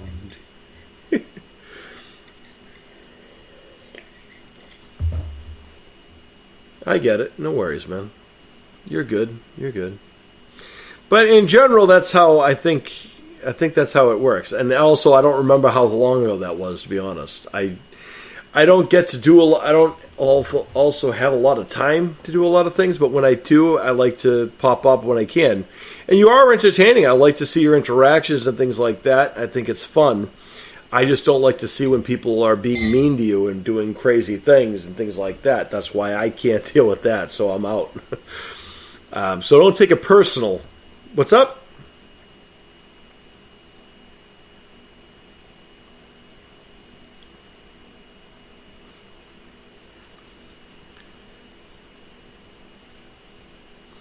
I try. I try to. But also I try to, I always, I'm not like everybody else. I want to make sure, I say how you doing and things like that because that's how it should be. Because you said a bunch of times you just wanted to talk to people. I guess I've seen that said in your thing a few times. I think you said something about depression one time before too. And in one of your videos, I think you said something about depression, and that's something that I thought was intriguing because a lot of people don't talk about those things. So myself, I want to make sure everyone's okay. That's one of the reasons I want to make sure you're okay and stuff. And also no one's giving people a hard time because I don't like bullies. So if I see someone who's getting bullied, I will do my best to make sure that they know that I think they're awesome, and that I will, go out of my way to make sure they know that they're awesome, and that I'm not going to tolerate bullying people, so forth. So that's that deal. Do you deal with depression? That is something I read, correct? Isn't that something you posted?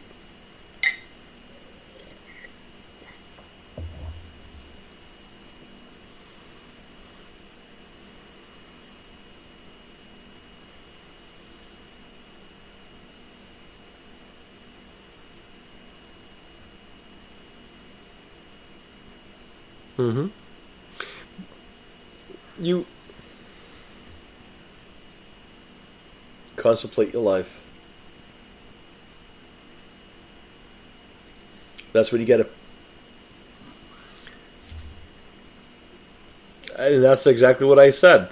That's what I said to you, too. I said everybody has that. Everyone has that aspect.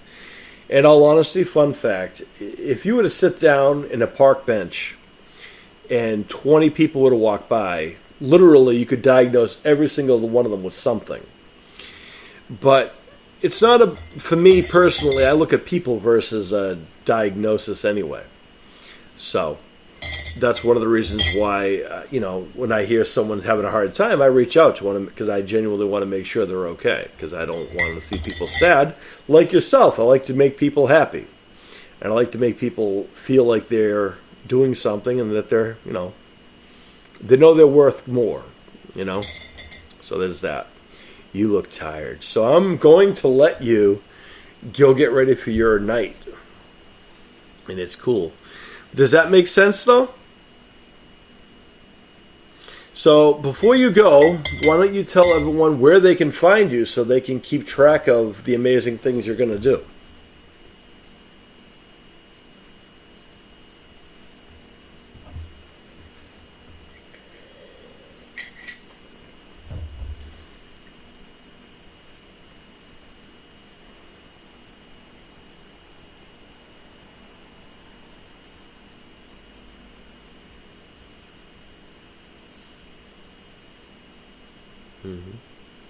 Cool stuff. What do you think about Drake? What do you think about Drake-Larson coming to Icons of the F4L in 2024?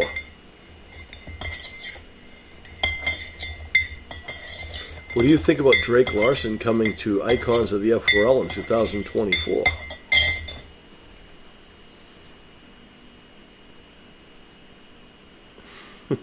I'll chat with you more about it later.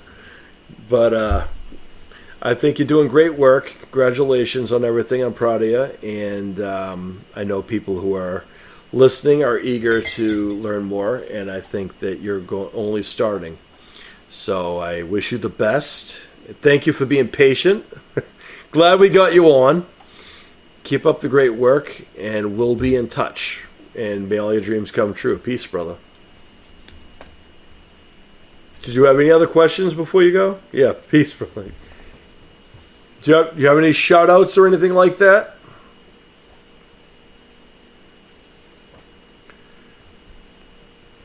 Okay, go ahead. Shout out whoever you want. Now's your time to shine.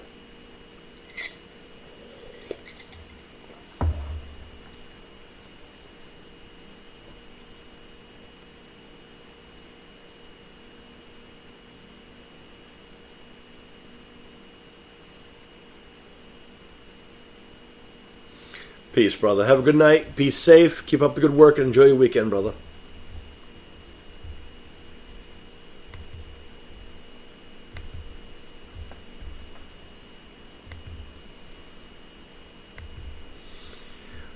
Well, I want to thank Drake for joining us tonight. He was a fantastic guest. I'm thankful that he was gracious with his time and that he gave us the opportunity to come on here. He was I do believe he is a very talented young man. I've seen him do some very good things. He's very good at dancing. Don't let him fool you. And he is very athletic, and so forth. And I believe in people, ultimately, at the end of the day. He's a talented young man, and he has a good heart. which is a rare thing these days. And, I think that people should take a chance with Drake if you haven't seen him yet or interacted. And I think people should probably check within yourself how you interact with people, because Drake is a genuinely nice person who doesn't want to be mean and likes to talk to people. And for someone to treat him the way that I've seen him be treated is absolutely reprehensible. He's a very nice young man. And now that he's been on to the Icons, now that he's been here to the F4L Headquarters podcast, he is within the F4L walls. I think maybe in 2024, maybe it's time we bring Drake-Larson to Icons. So, folks, this has been a long episode. It's been a great episode. I want to thank Drake for joining us here tonight, for being patient and working with us. He is a brilliant young man. I think he's only starting his career. Folks, I am the F4L icon, Sean Jazz Stevens. And